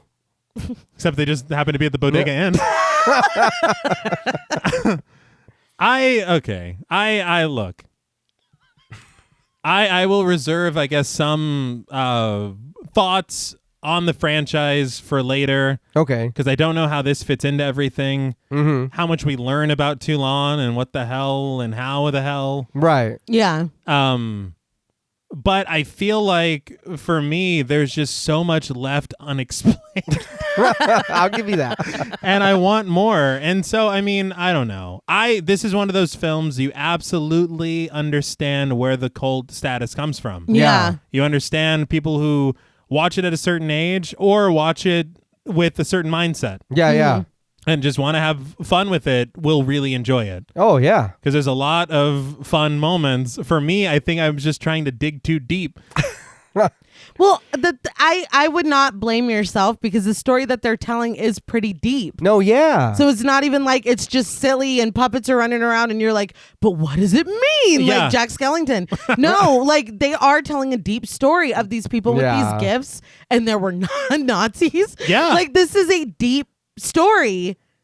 It just has it's Swiss cheese. Yeah. And I really expected it to be like a standard horror thing. Okay. Where a bunch of teens are staying at the hotel for spring break.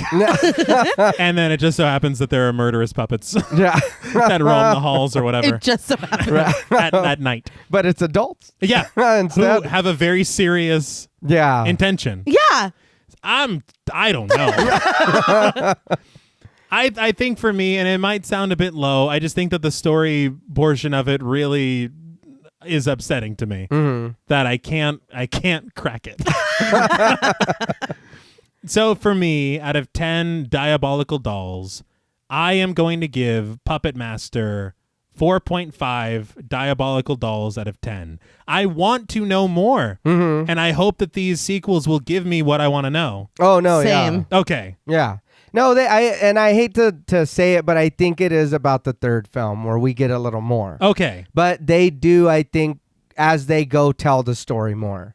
So, I mean, it does suck. I do get it, and I know we do talk about it, and I'm joking around, but it does suck when movies do that because you do want to know what's going on in the very first one, because if you're establishing these characters, we need to know about these characters. We need to know where they came from. We need to know how they were made. We need to know who made them was made or where they came from. You know, give us that, and then we can expand on other things in the future movies. Yeah. But it seems like from here we did have a story, and then later they expanded on that story. Yeah. But no, I mean, I get it. I'll be completely honest with you. I understand. But for me, I am a puppet guy. Right. So this was fantastic for me. I will say yes, as an adult and for the show, I'm like, what the fuck? I did notice a lot of the, I guess, Swiss cheese, like you said. Yeah. I get it. But again, I enjoy the cheese. You know what I mean? That's the thing, though, is when you love a movie enough, it doesn't fucking matter. Oh, yeah. Like, it doesn't matter. And I'll defend these little fuckers all day. Like, that's fine. But no, yeah, I totally agree with that. I'll be honest too. I can agree with that as well, because I see, in watching this as someone who's never seen it, I can completely understand how you're watching it. It's like, who the fuck is that? What is going on? Where'd that how does nobody see this guy? That too. I get it. But for me, I will admit this is one of those nostalgic movies. Of course. So for me, I am going to give it more. But also the good time. Holy shit, we had a good time talking about it. Yes. I had a good time reviewing the movie, just sitting here. And I know we've talked about it a lot, and sometimes that does help the score. I can't wait to get into this series. So for me, I'm going to have to double what you gave it. Wow. So for me, on a scale of 1 to 10 diabolical dolls, I'm going to give Puppet Master an 8.5. I love the shit out of these guys. And again, it's probably from me being a kid and watching all of these. For sure. But I also, seeing this again, I'll be honest, I'll watch this in a couple of days. Hey. I'll throw it on next week and be like, oh yeah. And like, it's brand new. Like I feel like this, and I didn't realize it until watching it for the show. I feel like this was something that might have been on a lot when I was a kid. Yeah. And I never realized it. You know what I mean? And then, because watching it, I was like, oh man, I'm transfixed on this shit that makes no sense. Like, I'm just like, Yeah. Oh no, yeah. Oh, did you throw this motherfucker? Yeah, like I was getting upset for the puppets. Right. But yeah, no, like I said, I can totally agree, and I see where you're coming from. But again, you know what I mean? It's powerful. Yeah, I like this shit. Yeah. And it's something from my childhood. So to me, it has that extra, gut punch. So it's like, oh no, yeah, I'll cut for this shit. I mean, you heard me. I was defending. Oh yeah, you know what I mean? Even when you were like, yeah, I know. You still I know, but tried. still, Yeah, it's all right. No, I love your love for this. It is infectious. But yeah, I think that we've already covered it. All the all the confusion, all the plot holes. I will say the premise of it is very interesting. Like I keep saying, there is a foundation there that I feel like would really make for great storytelling. I can't wait to kind of see what they do with it. I did appreciate most of the designs of the puppets.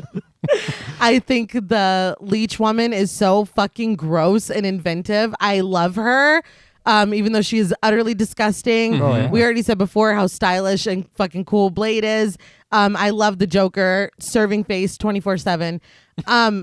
It's the story really for me, because the characters can kind of switch on a dime and we're just supposed to run with it, like, and the story being just extremely confusing. You know what I was thinking is also at the dining room table when Alex is talking about Dana and he's like, she's always like this, and they get outside, she's like, she's never like this. I was like, what? He's playing both sides, man. Yeah, he'll always come out on top. Just things like that, you know.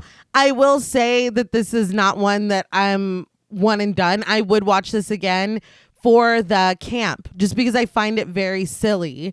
And that's what kind of makes it difficult, because if it were just a silly puppet movie, I would have a higher score for it. Yeah. It's the fact that they're like, no, we have these we have these powers, and we're gonna. What are you doing? Like, you're gonna what? Like, I'm still confused. But I did have fun with it. I did not dislike it.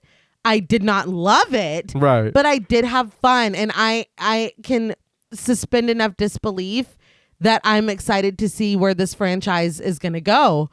But not Alex disbelief. not that much. This was a wild first installment. Okay. And I think that I read, I don't know when it was published, but I think that it's still true that this has the most sequels of any horror franchise. Right. I would not be surprised. You know, that's not for no reason. No. You know? There's a loyal fan base. Yeah. I'm very intrigued, but my eyebrow is raised. So my score is going to reflect that. And on a scale from 1 to 10 diabolical dolls, I gave Puppet Master a 5.5. Ooh. He didn't even get a reaction for the 4.5. Well, he knew. We all knew. Yeah. We all saw Pinhead. Yeah. It is fun. Right. It's fun. If I had nostalgia for it, it would be even better. I don't have it. No, and I get it. Like I said, I promise, watching it as an adult, I was like, what the fuck? But it does, again, speak to my younger self and the silly shit that I enjoy. For sure. I was like, oh man, this is great. I'm getting slapped everywhere with it. It's okay. Or, punched, I guess, for those were interesting choice of words. Yes, well, But again, I would definitely say, like you had said, to check this out if you've never seen it, because it is something to be seen. It is a lot of fun. It's just, I really hoped coming to the table today that we would all unpack it and it would make a lot more sense to me. That did not happen. Nope. We'll find out. We'll continue. Yeah, we'll see. Well, that's all from us at Pod Mortem. What would you rate Puppet Master, and what should we watch next? Let us know on Twitter at the Pod Mortem. Don't forget to follow us on Instagram and like us on Facebook. Be sure to follow each of us on Twitter at TravisMWH, at Blood and Smoke, and at RealStreeter84. Thanks again to Original Cinematic for sponsoring this week's episode. Please consider pledging to our Patreon and stay tuned until after the music for a special thank you to our Wendigo Getter patrons. And remember, tread lightly in your quest for power. Sometimes it comes with strings attached. Until next time.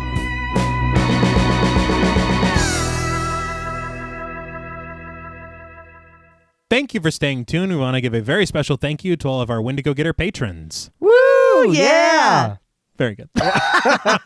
We were ready. Yeah, almost like puppets, and we were controlled. That was the smallest. Fuck. A special thank you to Chris Ontiveros, Kristen Lofton, Megan Martinez, Kimberly Bass, Sophie Hodson, Anthony Jerome M., Jordan Nash, Kent Morton, Lala Thomas, Travis Anissa Hunter, Miguel Myers ATX, Jennifer Perez, Allison O'Neill, Carissa, TJ and Angie Bronson, Spooky Mom, Applin Ontiveros, Karima Rhodes, Antonio Huerta, Kimberly Kleindienst, Will Brown, Sydney Smith, Osvaldo Soto, Bobby Holmes, Donna Eason, JD Rezak, Molly Gerhard, Armand Spasto, Eggy, William Barry, Brittany Ramatar, Charity Oxner, Amanda Six, Mandy Rainwater, Eden, Jordan Roberts, Dylan, Melissa Sierra, Holly Bryan, Jordan Blevins, Liz Heath, Spencer Montavo, Pancake the Panda, John Ramos, Michael Newting, Alexis Roberts, Dan Laveau, Itzy M., Gary Horton, Alicia Olivier, Kate Lamp,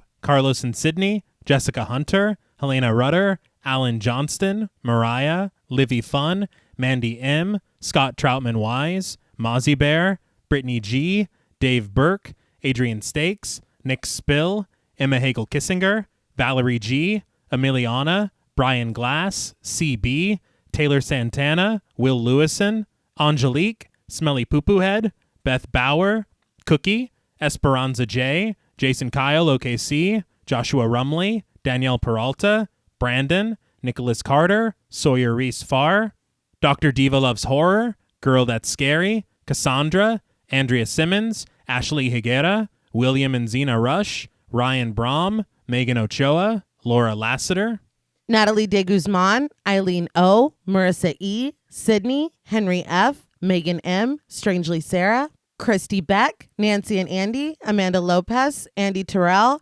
Jason Hanovan, Emel Tafoya, Abigail Spitzer, Katie K, Erica Morin, Cameron S, Nicole Stewart, Tris Wynn, K.87, Mariah Jensen, Carrie A, Lonnie Lono, Powell, Kayla E, Maggie H, Fernando Dominguez, Murder Stina, No Thanks Tom Hanks, Kevin McGonigal, Kristen Marcy, Ori 81 Boricua, Look Like That One Girl, Bog Boy, Montez Shamwow, Felnez 63, Alita Pui, Probably My Jugs, Kate Thackeray, Wade Peck, Charlie V, A Lizard, Bryant Watson, Luke Ashley, Jay Rich, Jen Lassiter, Topher Williams, Elena Metler, Neil Chesson, Valerie K, Kim Sterling, Christy Lee Kruger, and Professor of Humanities, Laura McCarricker. Thank you all so much. Yes, thank you, thank you, thank you. Thank you all. We love you so much, and your support feels like a dream. Yeah. Like Alex had. Yeah. He didn't listen to. He did not, but we are. But we are. We love it. Double dream. Double, yes. Double dream. Until next time.